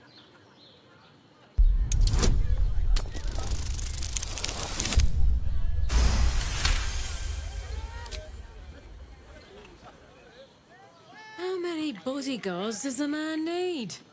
Get on then. Last door on the right. Lower the gates. Special permission. Halt. We do not know how you gained entry, but your trespass shall not be punished. Lord Gortash has been expecting you. The Watcher's presence fades, but another takes its place. Confident, dominant, commanding. My most esteemed guest, we meet at last. I am Lord Enver Gortash. You are the prison bearer, slayer of the dread General Ketheric Thorm. I welcome you to Baldur's Gate, my city. Of course, of course. My Steel Watchers are rather adept at keeping the peace, but not entirely suitable for polite conversation. Allow me to formally invite you to my inauguration. Make your way to the ceremonial hall. If it isn't little Will, straight to your handler. And I didn't even have to whistle. Mizora, I've had enough. You owe your life to me. Time to end the pact. Feeling cheeky, are we? Most unbecoming. Heard about your father. The Absolute's puppet. A damned travesty, if you ask me. He's upstairs in Worms Rock, ordaining Gortash as Archduke. A splendid party, I hear. Perfect for crashing. Go on up. We'll talk after. Kinspeople, Baldurians, and dearest Duke Ravengard, thank you for joining me on this exceptional day. It's him. Gortash. This is it. I can practically taste his blood from here. My father's here, Karlach. Cool your fires. He must not come to harm.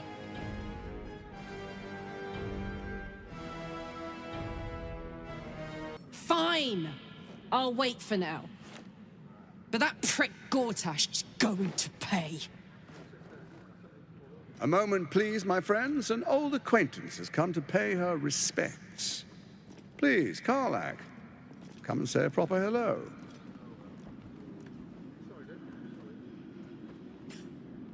My respects? You're lucky I've agreed not to shove my boot up your... Ah, how I've missed your colourful turns of phrase. We must catch up just as soon as I've had words with your little friend. As for you, I understand congratulations are in order.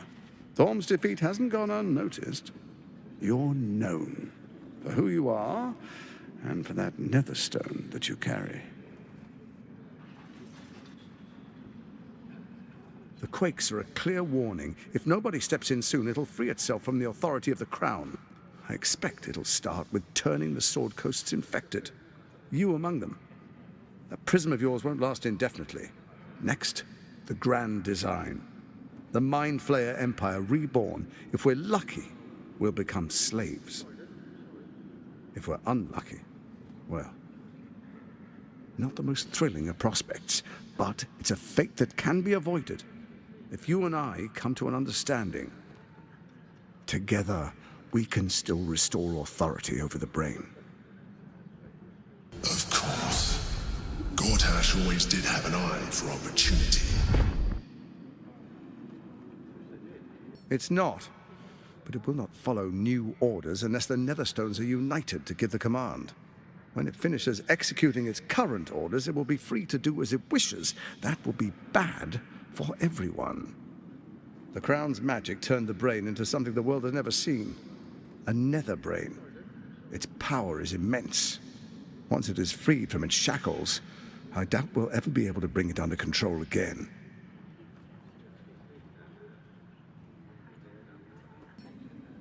There's an old wisdom. A brittle alliance can never be mended. It can only break. With Ketheric gone, Orin proved treacherous. Baal's chosen wants the Netherstones for herself. She only cares for blood. And your blood and mine are of particular interest to her.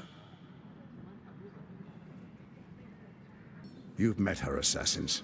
Efficient killers, by all accounts. I know you survived previous encounters. But she won't relent. Orin changes shape faster than you and I change clothes. You know, she's tricked you before. She's targeted me as well. I'm well protected, but she's extremely good at what she does. If Orin obtains all 3 Netherstones, she'll plunge the coast into chaos and paint the city in blood.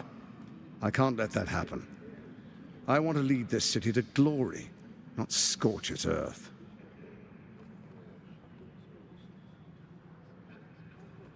I'd like to propose a pact, a divine oath sworn upon spirit and flesh. I do no harm to you, nor you to me. Furthermore, you'll have nothing to fear from my steel watch while our pact stands. Thorm's stone is yours to keep.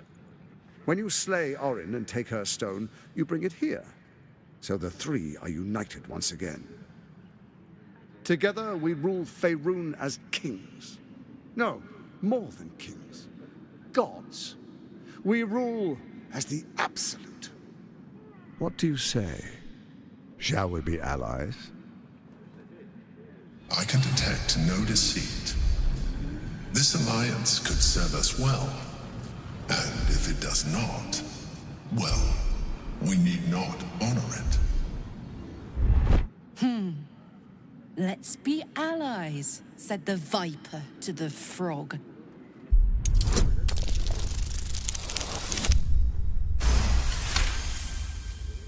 Gortash's eyes blink in a consistent rhythm. He stands calmly, confidently. He fully intends to share his kingdom with you. Then let it be writ by the black hand of Bane.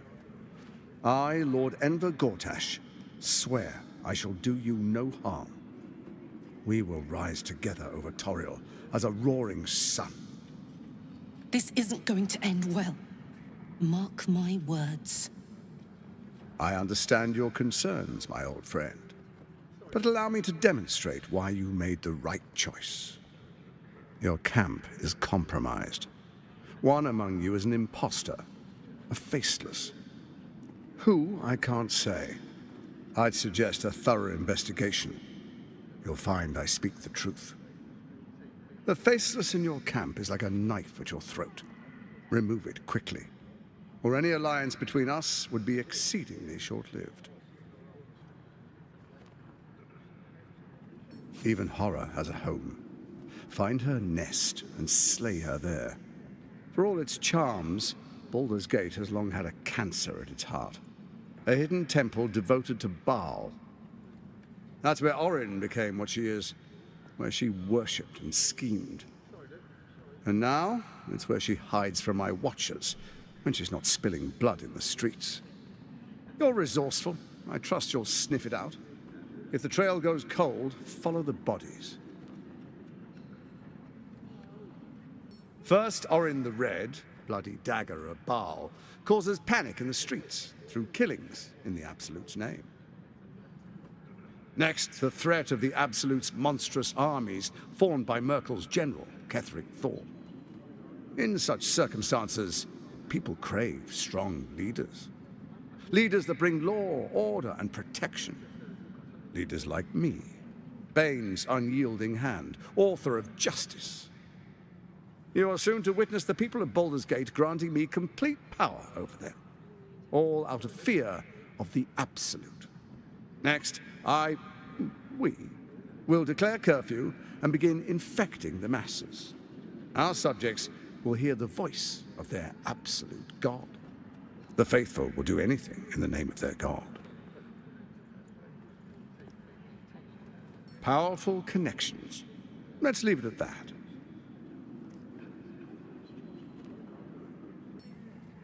Our tyranny, and we are saviors, defenders of the Sword Coast. Our loyal subjects will love us, not hate us. What comes next will be entirely their fault. More importantly, just. Now, come, be witness as I make history as the first Archduke of Baldur's Gate. Then we proceed. The patriarchs await. Distinguished dukes, patriarchs, dearest Ravengard, I will heed your call. A new chapter begins.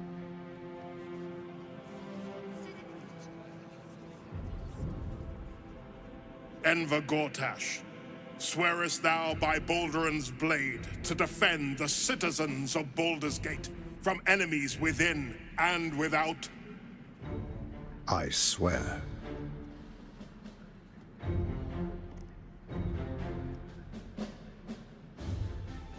Swearest thou true faith and fealty to the same, by word, deed, and decree, so that none may suffer? I swear. Gather guests. Grant ye consent, Enver Gortash. The council appoints you Archduke of Baldur's Gate.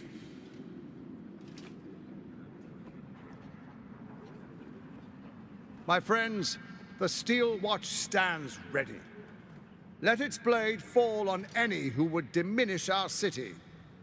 And you, honored guest, will find me in my office above when you return. Do not come empty-handed.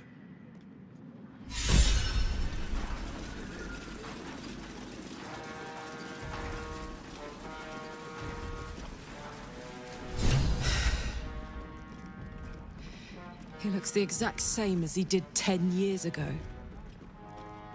Fancy a coat, I suppose. The Archduke of Baldur's Gate. What a sham. You don't really intend to be his ally, do you? Gortash is your enemy, either way. This pact may delay the inevitable betrayal, but not by much. I can't tell if you're very wise or very foolish. Time will tell, I guess. I'll play along for now, but I'm not letting him slip out of reach. He's going to pay for what he did to me, one way or another. Truest of souls, bathed in her light. There is a fleeting connection. Your parasite communes with his, then falls quiet. Father, my dearest boy, the hells have touched you. But you've come to me just as Gortash said you would. A true soul, no less. Father and son, unstoppable generals. You and your allies will usher in a new dawn.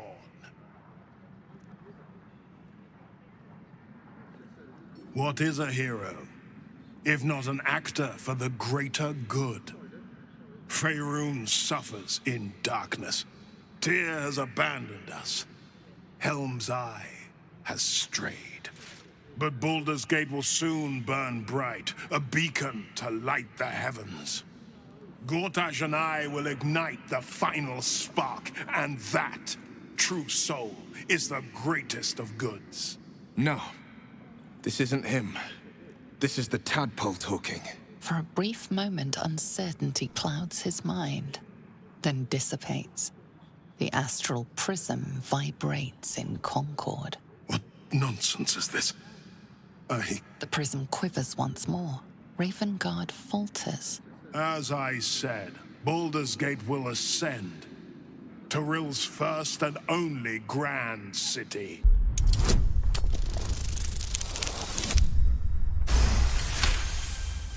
First comes a vision of terror. The city of Baldur's Gate taken by lithids. But beyond the terror, there is hope. You see a beaming Ravengard presiding over the sunlit city, applauded by the people. A people at peace. So, the real man is still in there. Somewhere. Have we finished then? Help me. Ah, the Black Widow caught you in her web. Floric chose shadow over light. Her betrayal burned deeper than the fires of Avernus. She's been punished for her lies. Don't let her get to you. Punished? Gods, what has he done?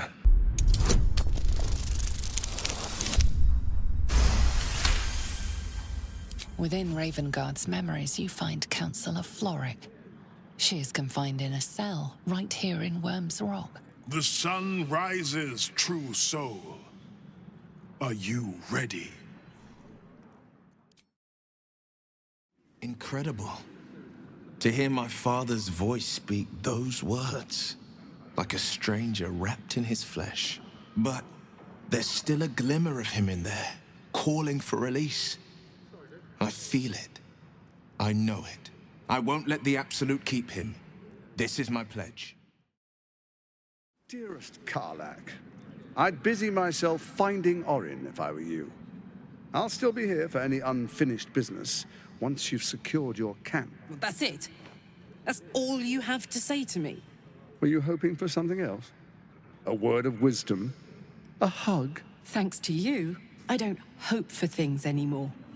I just take whatever it is I want. See you soon, motherfucker.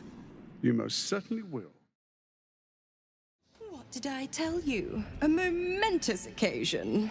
I'm sure you agree. I've had enough, Mizora. What do you want?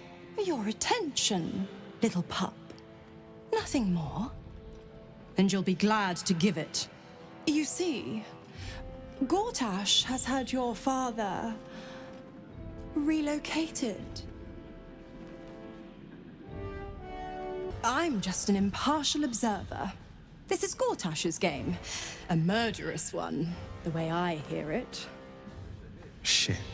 Your dad's good as dead, pup. And to think, there's no way to save him. Or is there? You know something. I know enough. I'll be in your camp if you want to work something out.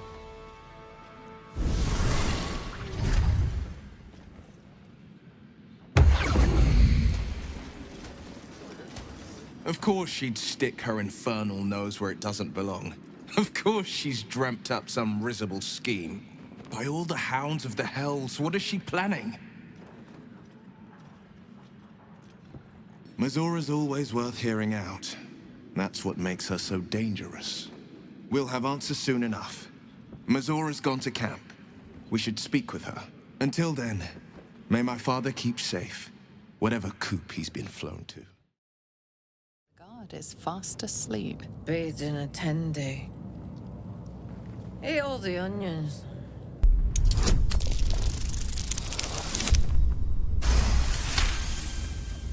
Old man Otto. Back here again.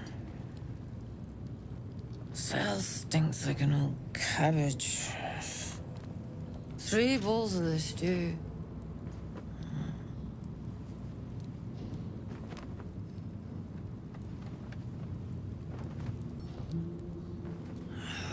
What now?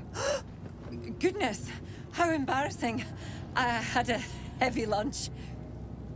Welcome to Worms Rock Prison, the 5th nail, wee jail. What's your business? Your father? Not much of a family resemblance. Well... Second cell on the right. And you tell him, no seconds for supper. This here's a prison, not an inn. Hang on, I'll let you through. You're too late. It's over. By Avernus. Floric. Will, is that you? What curse has befallen you? No matter. The city, the future, it's done. The Steel Watch happened. I came seeking allies to our cause. Watchers spotted me, dragged me to Older Ravengard's husk, empty as a stare. Your father's a tadpole's puppet, Will. Nothing more. He's spoken accusations. Apostasy, conspiracy, sedition. I'll be executed in 5 dawns. The hell's with that. Nothing is over. Not while I still draw breath.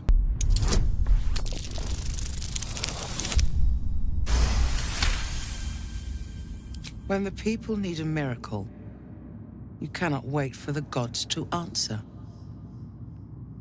Father's words. Indeed. To think I'd almost forgotten. No more sulking. I know what to do. And I can only do it with the help of the blade. Unlock my cell. Escort me out of Worm's Rock. I'll seek out my connections. When the city streets shatter, you'll want their blades. Hurry.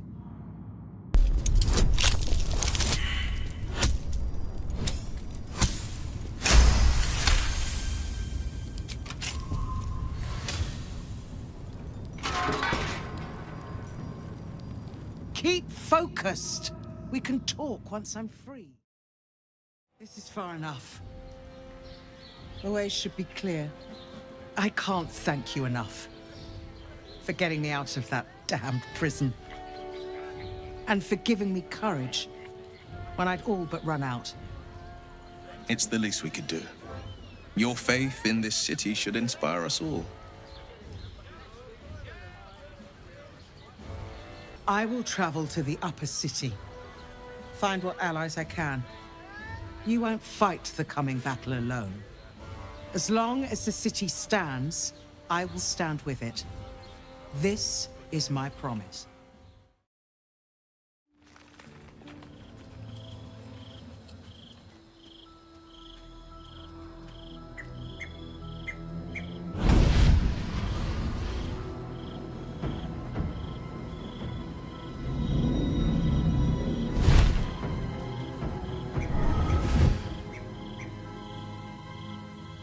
Sorore surge, testis esto pacti me.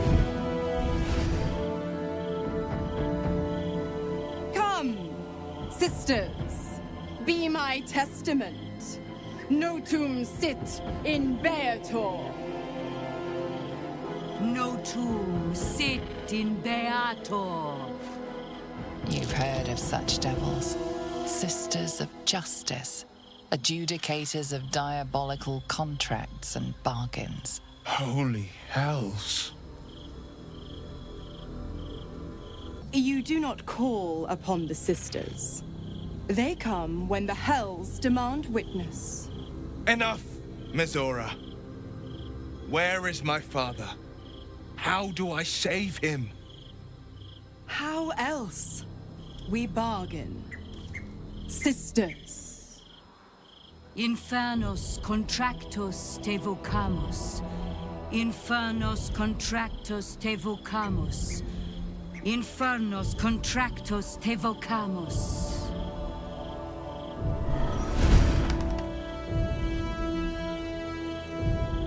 Your contract, Will. Signed in blood, forged in fire, bound in bone, but not unbreakable. No contract is ended without sacrifice. A cost must be paid.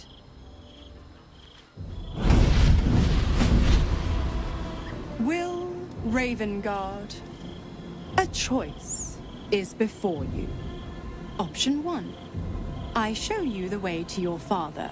I guarantee him no harm except that from you and your allies. And you pledge your soul to me and the archdevil Zariel in a pact eternal. Option 2. I break your pact and you are freed from your duty. Your father dies by his enemy's hand, and Baldur's Gate loses its greatest champion.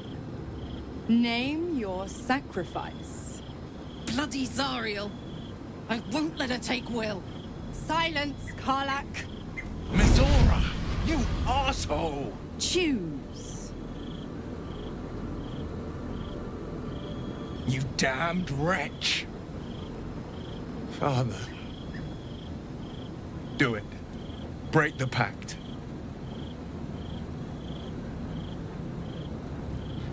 Fiat ita.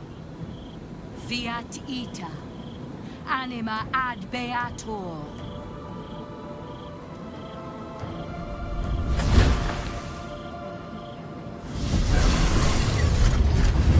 Didn't think you had it in you. Seems my boy's all grown up. And don't go fussing about your father. You made your choice. You knew the terms. You know what? I think I'll stick around. Not for the greater good, you understand. Just for the entertainment. Gods. I spent 7 years choked by Mizora's leash. And I spent 7 years hoping to break free. I never knew freedom could taste so bittersweet. I have to believe that. I'm not the Hell's puppet in life, nor its warrior in death. The blade will be guiding his own hand. But freedom will be paid in my father's blood. Tomorrow, I celebrate my gain. Today, I mourn my loss. A moment passes. In the stillness, you find a mote of tranquility. The Ravengard name now lives solely with me. I will make it count for something. I signed his life away before the Hell's witnesses. It would be easier to drink the Styx down to the last drop than to alter his fate. I'd be a fool to wish otherwise.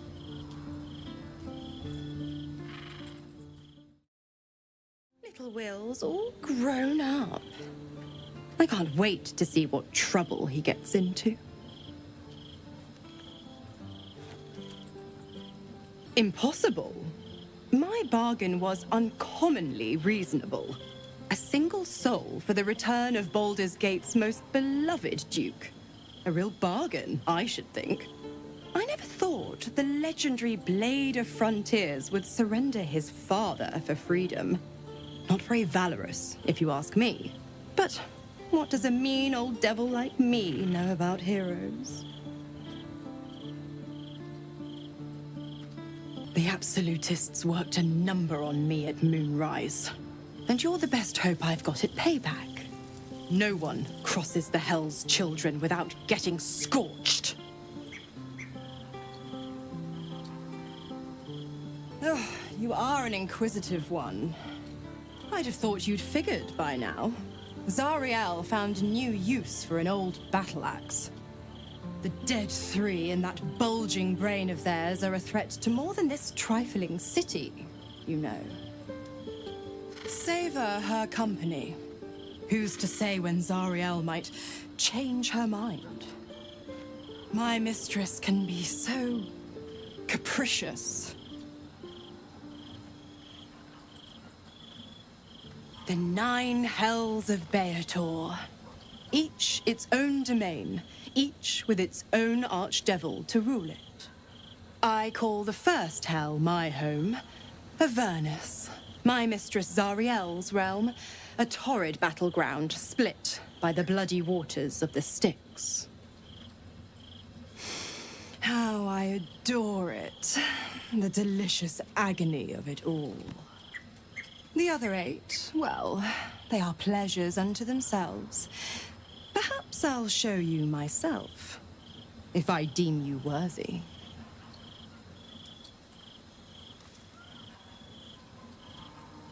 Correct.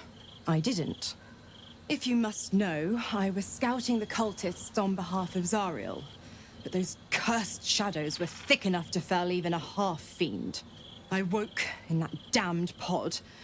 It kept my body sealed and my most powerful magic silenced. But a brave, kind, benevolent soul set me free. Gallantry isn't dead, after all.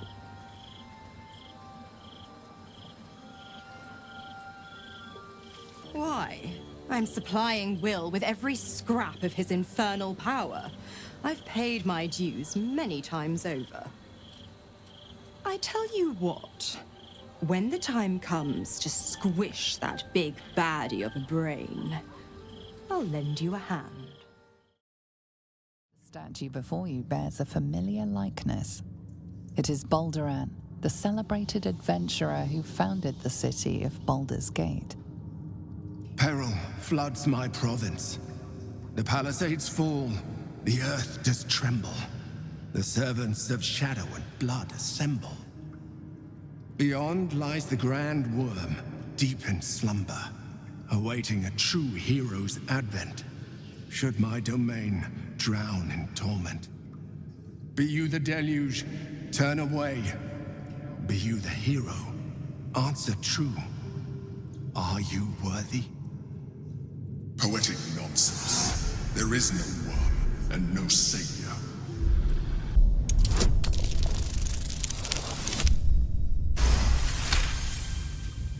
You sense neither life nor spirit within the statue. A powerful variant of magic mouth has been cast on it, allowing it to speak only recorded messages. The statue gives no response. Ancient Ansor, hear me. A champion is proclaimed. The test begins. Let your judgment follow. A champion burns bright, even when rushing waters and moaning winds threaten to extinguish the flames. Take the torch. Withstand the elements. Prove your courage.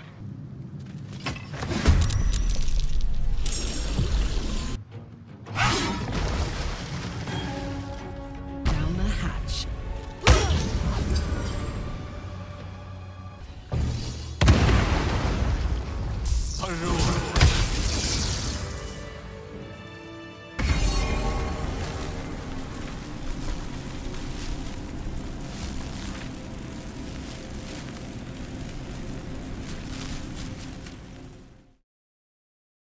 Prove your strategic wits.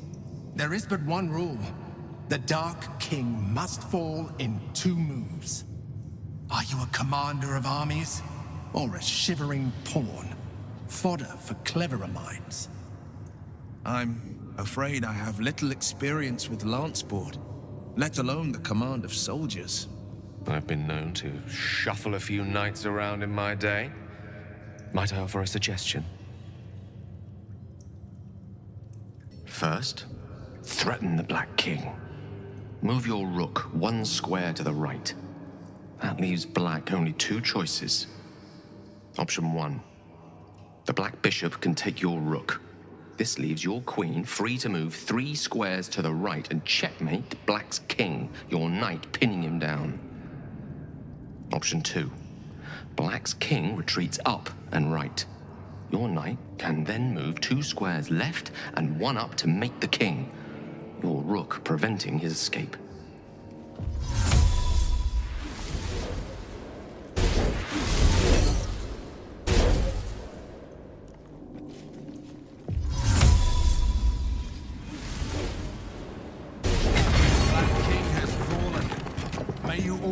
Crush the wicked, be they pawn, knight, or monarch. Proceed. A good leader has the insight to find good counsel. As a war reaches its end, there is one who doesn't advise for the city's prosperity. Find him and strike him down.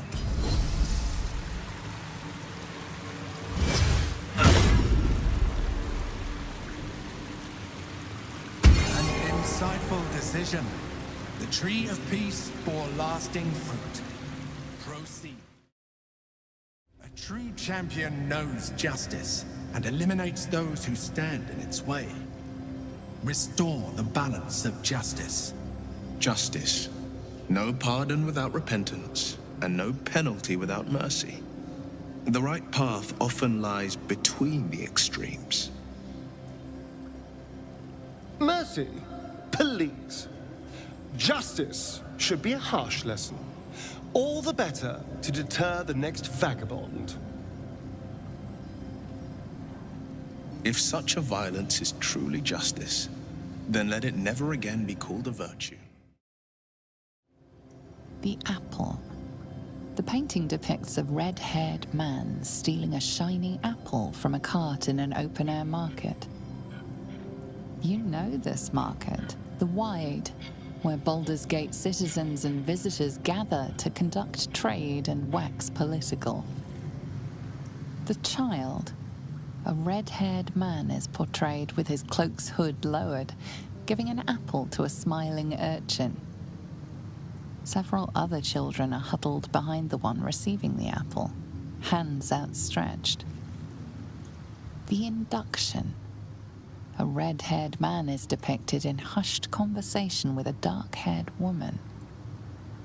She wears a cloak with an unusual symbol on it, tally marks totaling the number 9. The theft. A red-haired man is depicted in the Hall of Wonders, thieving what looks to be a priceless artifact. It's an astrolabe of entrapment. It could hold a dozen djinn within it, perhaps even more. The chase. A red-haired man is depicted running through the city streets, a flaming fist officer chasing just behind. A cloaked woman, hair dark as a raven, looks on from a safe distance. The judgment. A stern judge, his pockets full of coin, orders a red-haired man to the gallows. A shiny apple rests on the ground nearby. Vincere, vivere.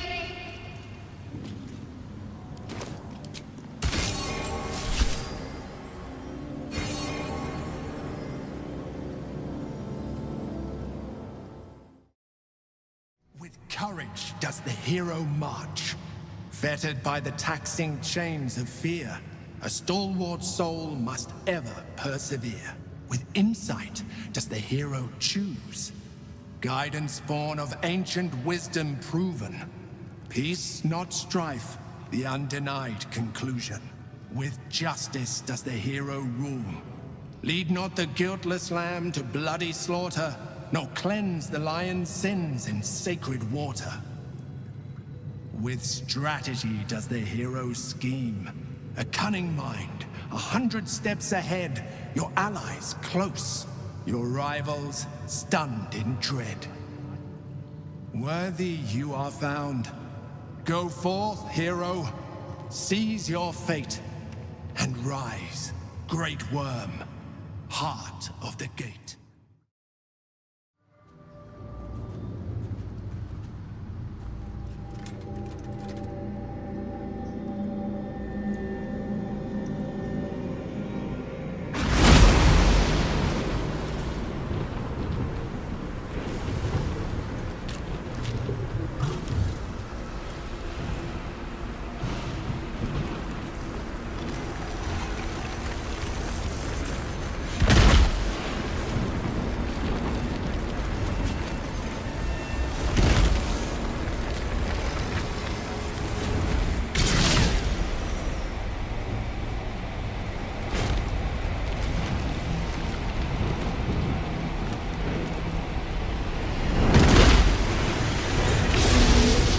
Dragon's spirit floods your mind and memory in a great torrent of power. He is with you. He is within you. He is you. Disbelief and resentment rise within you, only to be stopped at your mouth. The worm has claimed you and speaks through you. I am Ansel, heart of the gate, butchered in flesh, risen in spirit. Ansel wends his way through your mind like an unstoppable river. Your body is unmoving, yet thought flows effortlessly between you. The spirit pauses, and you feel the astral prism stir. Ansel senses the Emperor's presence within it. Answer me, Facey. Why have you come? A deep sigh resonates within you. The torrent stills, only disturbed by the dragon's next words. Brack, my words aren't meant for you. They're meant for him. The Emperor stirs in the astral prison, then in you. Calm, curious, and detached. Baldur, your presence has stirred me, as it ever did. I am awakened. Answer. It's been too long. Baldur? No. I don't believe it.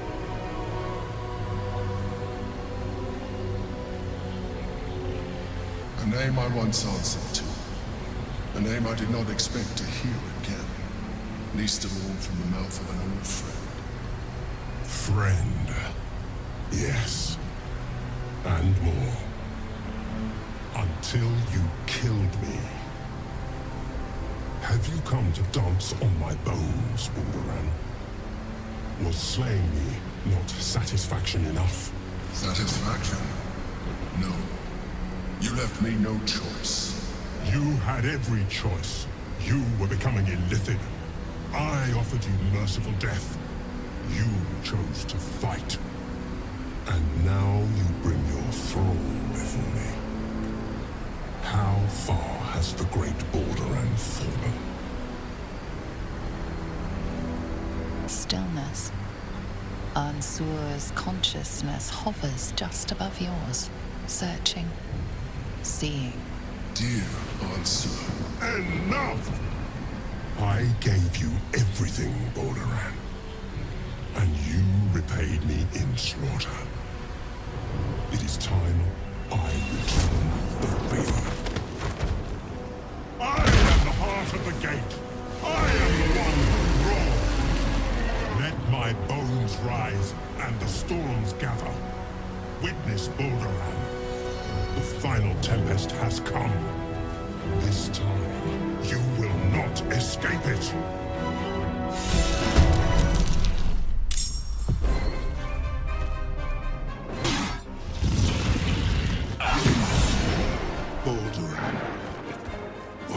you done?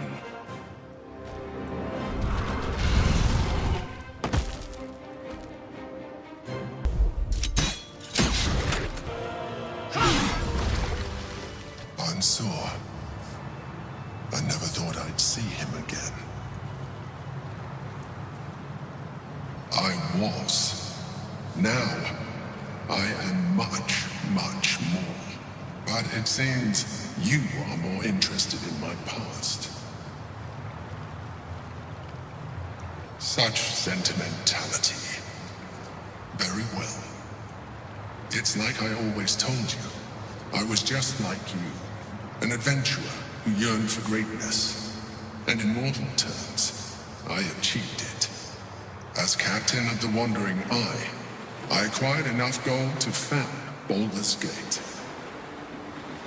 I stayed for a while to watch my city grow, but it was not enough. I grew restless again. The sea called to me, and I ran to her with open arms. Life at sea was not easy. Our last adventure was ruinous. My ship was destroyed, my crew lost, but my spirit was far from broken. I was determined to return in triumph once again. I heard of treasure in Moonrise. I strove to find it. What I found was an illithid colony, where I acquired a tadpole much like yours, and became a mind flayer, enthralled to the Elder Brain. It was Ansor who found me. Ansor who pulled me from the Brain's domination. Ansor who brought me home. He sought to cure me of my sickness, called on every healer he could find, nearly broke his spirit in the attempt. But he failed to understand. I wanted no healing. I was not sick. Even after he had exhausted all possibility of reversing my condition, he still clung to hope. I tried to convince him of my reality. I was on the cusp of greatness beyond my wildest dreams. But all he could see was a mind flayer.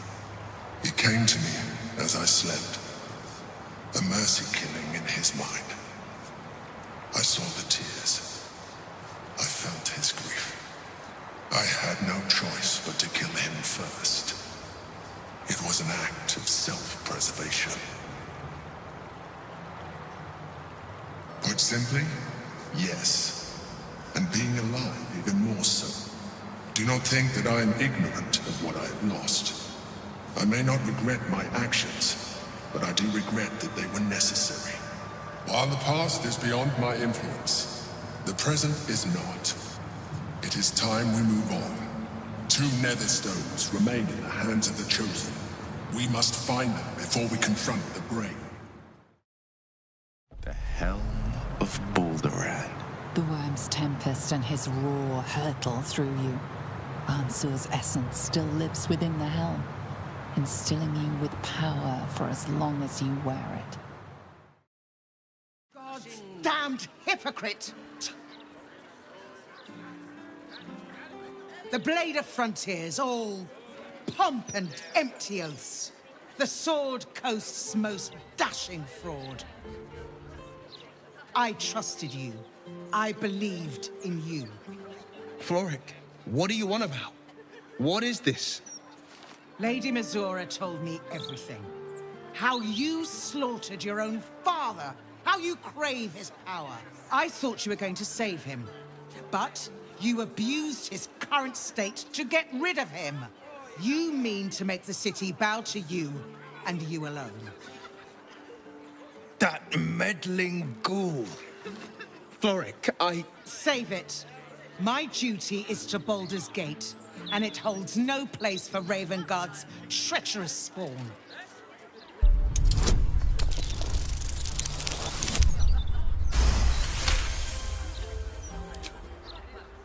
At ease.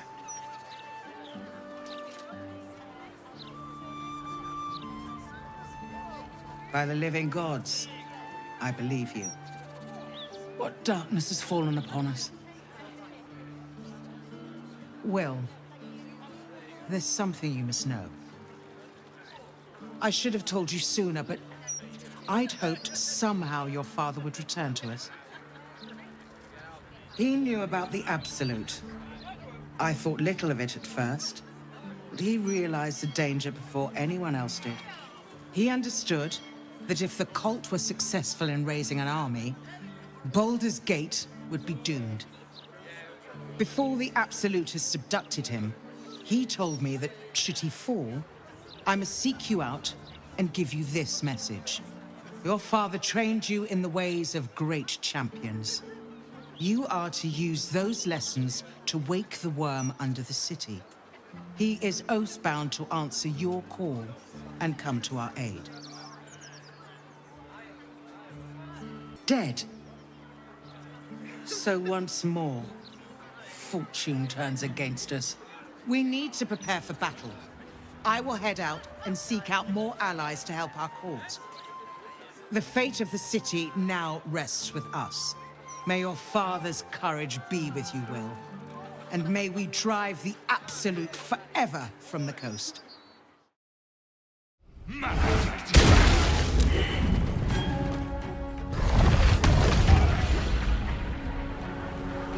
I'll strike you down.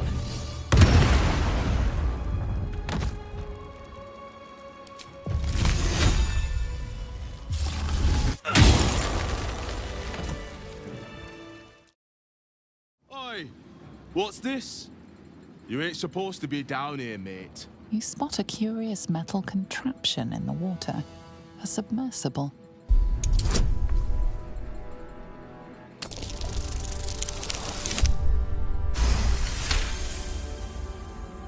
No news is good news, right? Especially with the rough water between here and the Iron Throne. No prisoners lost in the last batch of runs either, though them servants of Ombre are making the trip damn near deadly. Bloody salt is always flopping around in the water. I've almost hit one or two now. Might have even nicked one off the port bow the other day. Maybe that'll teach them to keep out of the way. It's an underwater prison, most secure in the realms. Myself and Cap are the only ones who can make it there in one piece. Lord Gortash keeps some Gondians there. Collateral to keep those working in the Steelwatch Foundry under control. Older Ravenguard is here. He must be. If he is, that's Lord Gortash's business. I don't ask questions. Do you now? Boss never sends anyone that away but prisoners.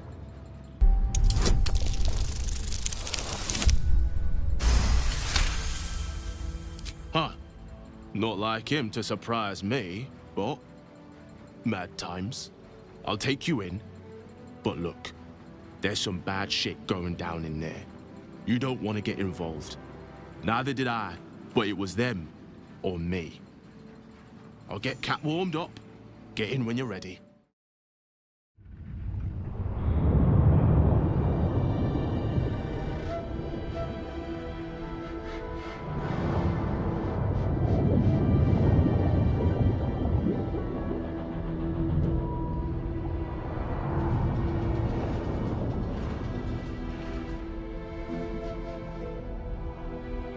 Aren't you the intrepid little adventurer, digging and diving where you don't belong?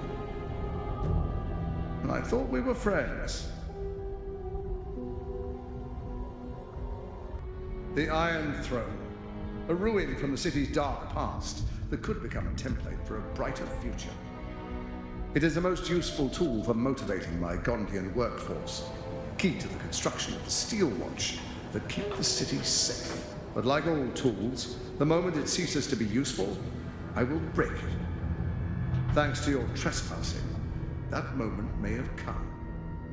Return to the city, find Orin, and claim her Netherstone as you agreed to do. And then I will forget this transgression. Your conscience pricks. You did agree to an alliance after all. But then again, what honor need there be with someone like Gortash? How many people are trapped within? How many lives will be lost? That was a mistake. When the corpses start to wash up on the shore, remember, you could have prevented all this.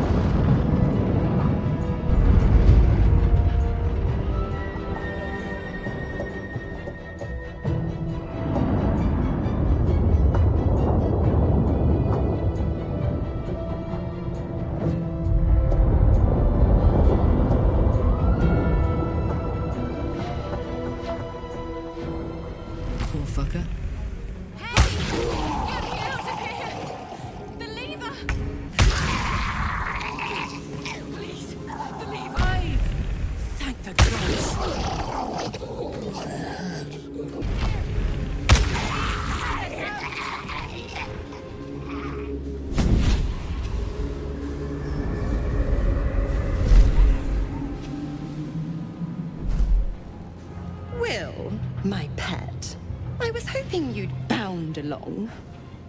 A bargain's a bargain, and I've come to see it through.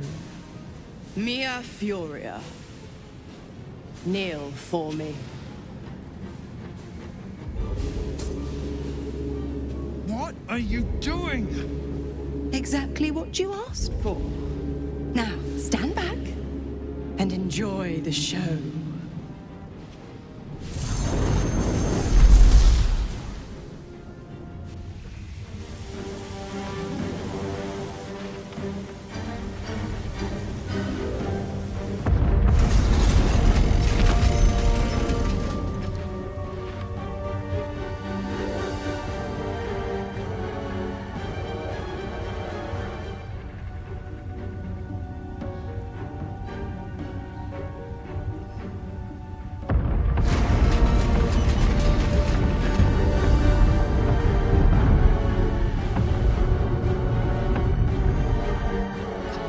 Greets you upon exiting the submersible. Unlike the Iron Throne, you remain intact. So, it seems, will the families of all the hostages rescued from the throne. Duke Ravengard approaches you, looking confused. He's tadpoled, but under my protection now, just like you. His mind is his own again. Father, Will... Gods, it pains me to look at you. By Baldrin's graces, why have the hells ordained you to save me? Your tadpole resonates with Ravengard's. The exhausted Grand Duke is a flurry of emotion. By every last hell, son, my head!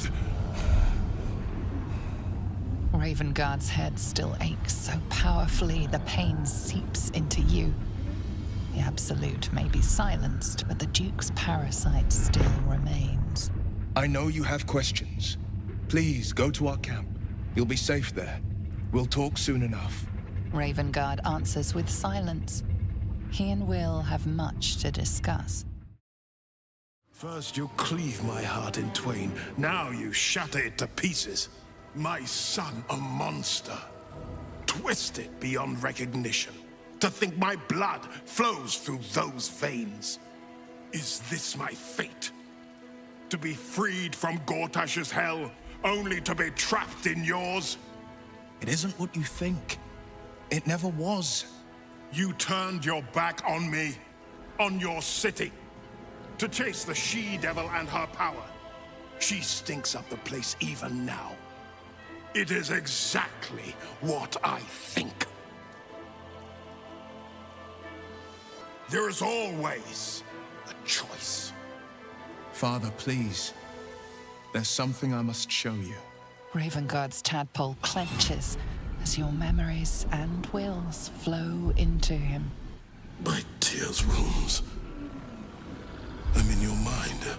The Grand Duke sees Mizora and her infernal sisters. He sees the agony in Will's face as an impossible choice is set before him. No. My son. The past becomes present. and Will's thoughts are laid bare. Ravengard sees Will partnering with Mizora to defeat Tiamat's cultists before they could lay siege to Baldur's Gate, and he sees everything beyond. The Nautiloid journey, the perilous path to Moonrise, the astral prism, and the Emperor within. Will, everything I did for Baldur's Gate. I did for you. My son, you sold your soul to save Baldur's Gate, and I cast you out for it. You gave yourself to the Hell's eternal fires so I might walk free. By the gods, can you ever forgive me? There's nothing to forgive. You wanted to protect the city. I only ever wanted the same. You are a better man than most, and a better son than I deserve. I'll yet make amends, but my duty is first and foremost to the city and its people. There's something I must ask of you. Before I was captured, I was on a mission. Returning from Elturel, I discovered the plans of the Absolutists. I immediately realized the city couldn't defend itself against such an army. I didn't despair, because the city has a secret guardian, a worm that sleeps beneath. He can be called upon in times of great need. This is such a time. You've been trained in the ways of the great champions and proven to be one of them. The worm will answer your call. You must seek him out. Do you mean Ansur? The worm is dead, Father. Where we might have once found a friend, we found only his bones, animated by an old grievance. But the heart of the gate still lives, in me, in my allies. In Ansur's defeat, I found my spirit renewed. For as long as devils and demons imperil the Sword Coast, they will be my prey. I am the blade of Avernus. Then go with my blessing. Be Faerun's great defender. Courage, insight, strategy, justice. Let these be the lights that guide you, my son. Hail, the blade of Avernus! It's not a lie! If you would just listen, I could explain! You have done quite enough explaining, Volothamp Gadam. You have poisoned the very hearts and minds of these good, kind, gentle citizens with your lies, your delusions, your conspiracies. Though you hide behind a mask of stories, we have seen beyond the veil. We see what you really are. Fearmonger. Hear, hear! Attention seeker. Hear, hear! Agent of chaos. Your parasite stirs in recognition. This man is infected. Right in the hells follow! Today, citizens, we rid ourselves of this cankerous sore. Today, we burn away all falsehoods. Today, we will be divided no longer, for today, we rise in truth. Psst. Don't just stand there. Help me, gods damn it! Help me! Perhaps we should aid him. He is an old friend after all. Or at least, an old acquaintance. What's this? Another heretic in our midst? Another mind clouded by the disruptor's lies? Another soul to cleanse? Well, we are nothing if not gracious. Let us see if we cannot lift the veil from their eyes too.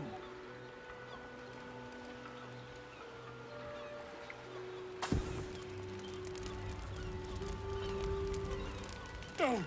Please! No!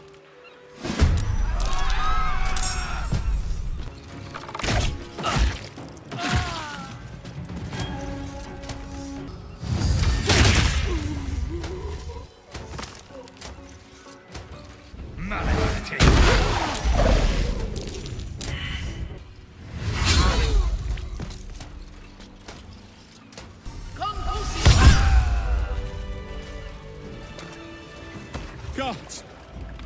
I really thought I was done for. I suppose thanks are in order. Again, what's an heroic story without a little risking of one's neck, eh? And you know what they say, the bigger the story, the more people want to kill you for it. I'll tell you all about it, but not here. Too many eyes, ears, and weapons about.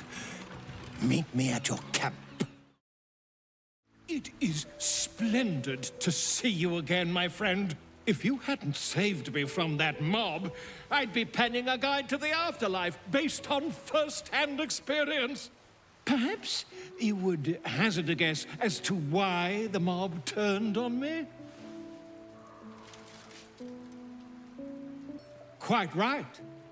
But it is not Oren herself who has marked me for death. It is her dread master.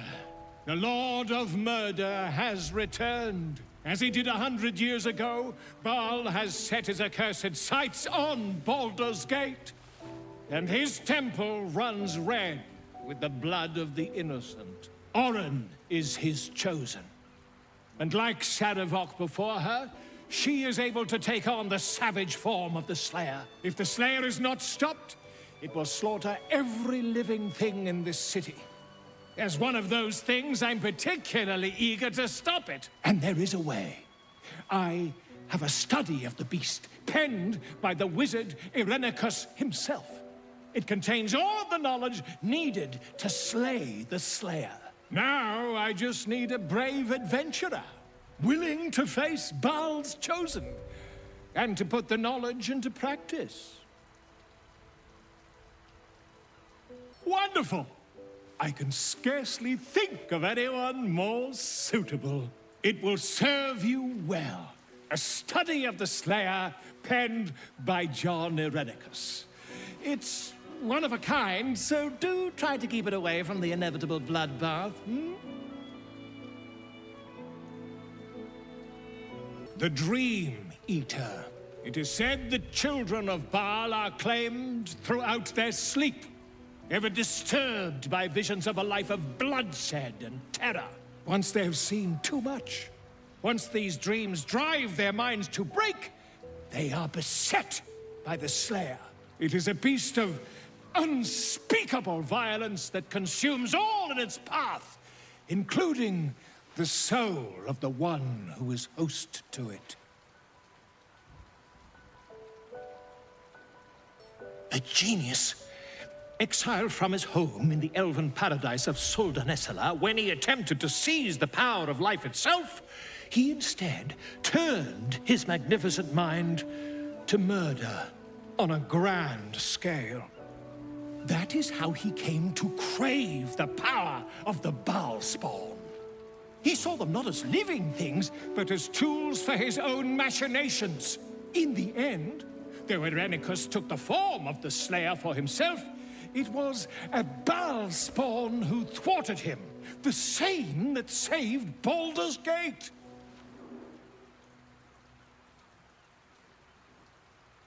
I am a living witness to Baal's defeat those 100 years ago.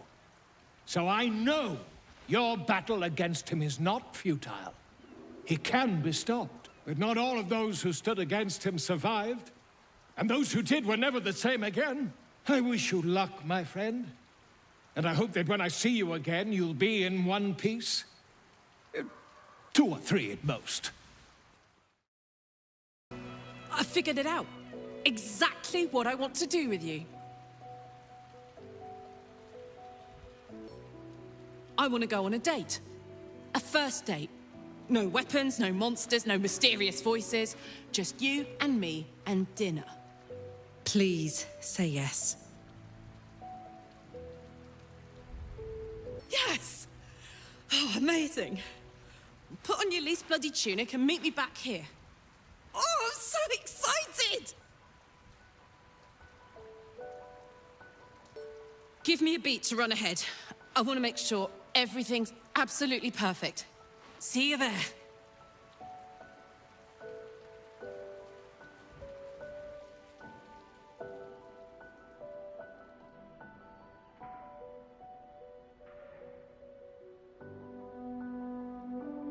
Hi.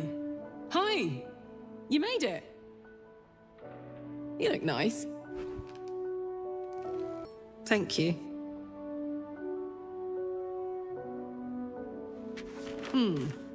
Baldurian seafood stew. No, thank you.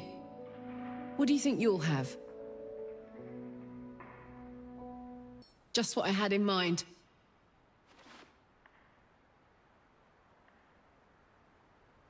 Huh? 2 of the rothe ribs, please. And 2 glasses of...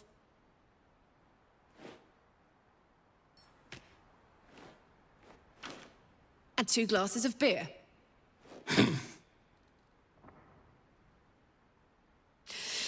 So, you're an adventurer, right?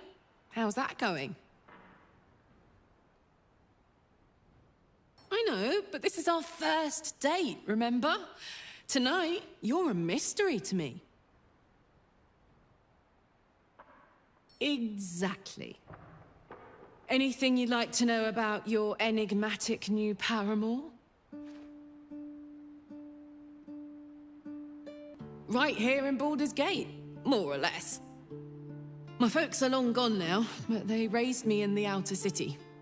Dad was a porter in town, Mum did laundry. Still think of her when I smell clean sheets. We were poorer than dirt, but my gods, we had fun. What about you? Might have, if you spent any time in the outer city. We didn't exactly hide ourselves under a bushel. Oh, hey, here comes our food.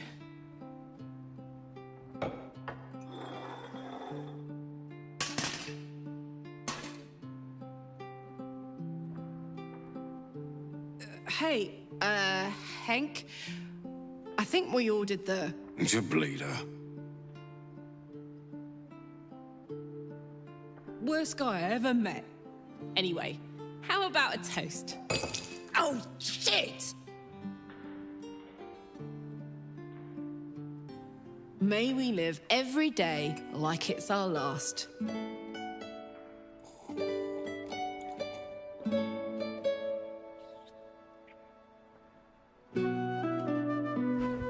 Because you never know when your last will come.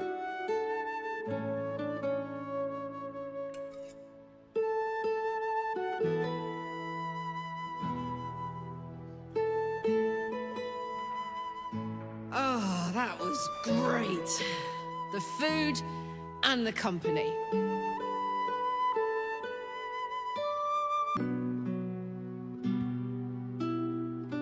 You know what I want to do. I know I can't stay forever here with you. In fact, I feel like I don't have long left at all. We've been through so much, and the worst is yet to come. I have every reason to feel terrified, hopeless, not giving up. But to be here with you, in the city I love, in this world that I love so much, it's all I could really ask for. You hear me? You're all I could ever ask for. I love you. And I know that whatever else this city will throw at us, we can handle it. Come on, there's something I want to show you upstairs. Hope you like it.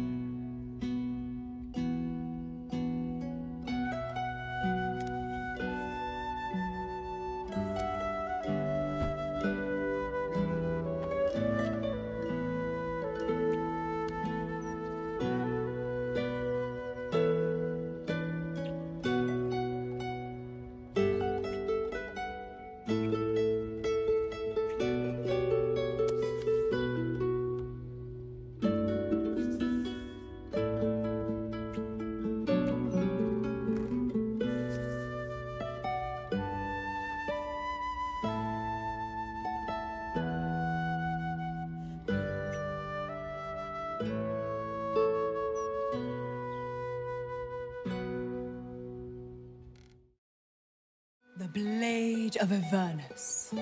How marvelous. It rolls right off the tongue. Tell me, little bug, who should Will's first target be?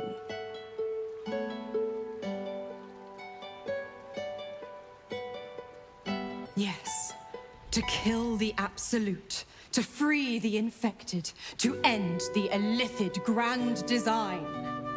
Could there be a more heroic journey? But what about the next battle? And the next? How mighty will the stalwart blade be without warlock powers to help him? Tell me you haven't forgotten. Once the Absolute is no more, so is my aid. Well, perhaps I might pay a visit once he's settled, offer some advice. A bit of infernal altruism, if you will. Ah, the thrill of the unknown. I can't wait to see how this epic plays out.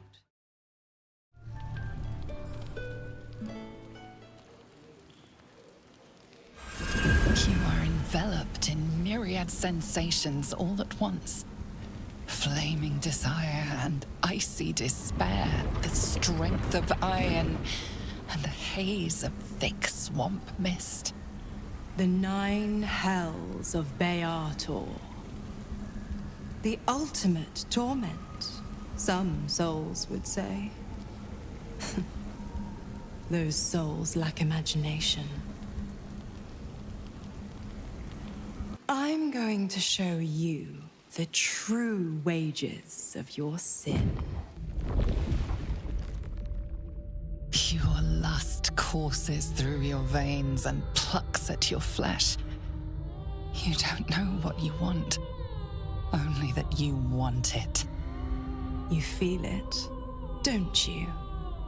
Primal hunger, irrepressible decadence. Forget the heavens. This is paradise. Let me show you. What's the matter? Don't you trust me? An inferno engulfs you. Your lust blazes hot. Do you feel it? Avernus, where hell's legions march, screaming their rage. Where the Styx collects the blood of the fallen. Reach out. Have a taste. The flavor is exquisite as spiced wine, terrible as rotting offal. It does not quench your lust. It only stokes it. Don't worry, pet. I won't leave till you're fully satisfied. Dis, the blackened Elysium. Menauros, the rotting bog. The molten seas and soil of Thlegathos.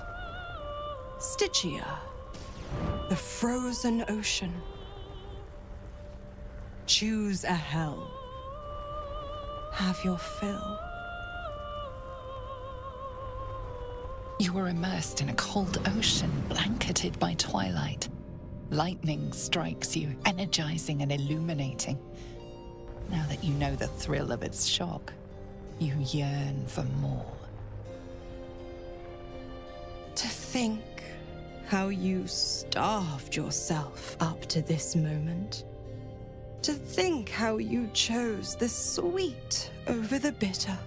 One last choice. And starve no longer. Malbolgia, the desolation. The forgotten ruins of Maladomini. Cania and its mountains of ice. Or Nessus, the seat of infernal power. You are flush with untold power. You could rip apart mountains and bring gods to their knees. This is the ultimate you. The commander of the plains, the director of fate.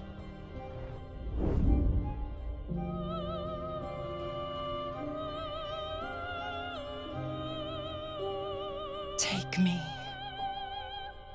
and know the essence of the hells.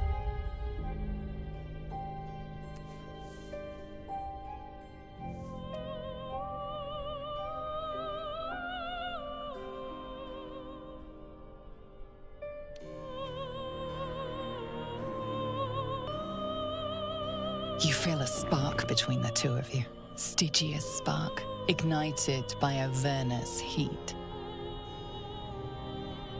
Mizora's lips meet yours and Nessus rises. You are locked in torrid struggle, each fighting to conquer the other.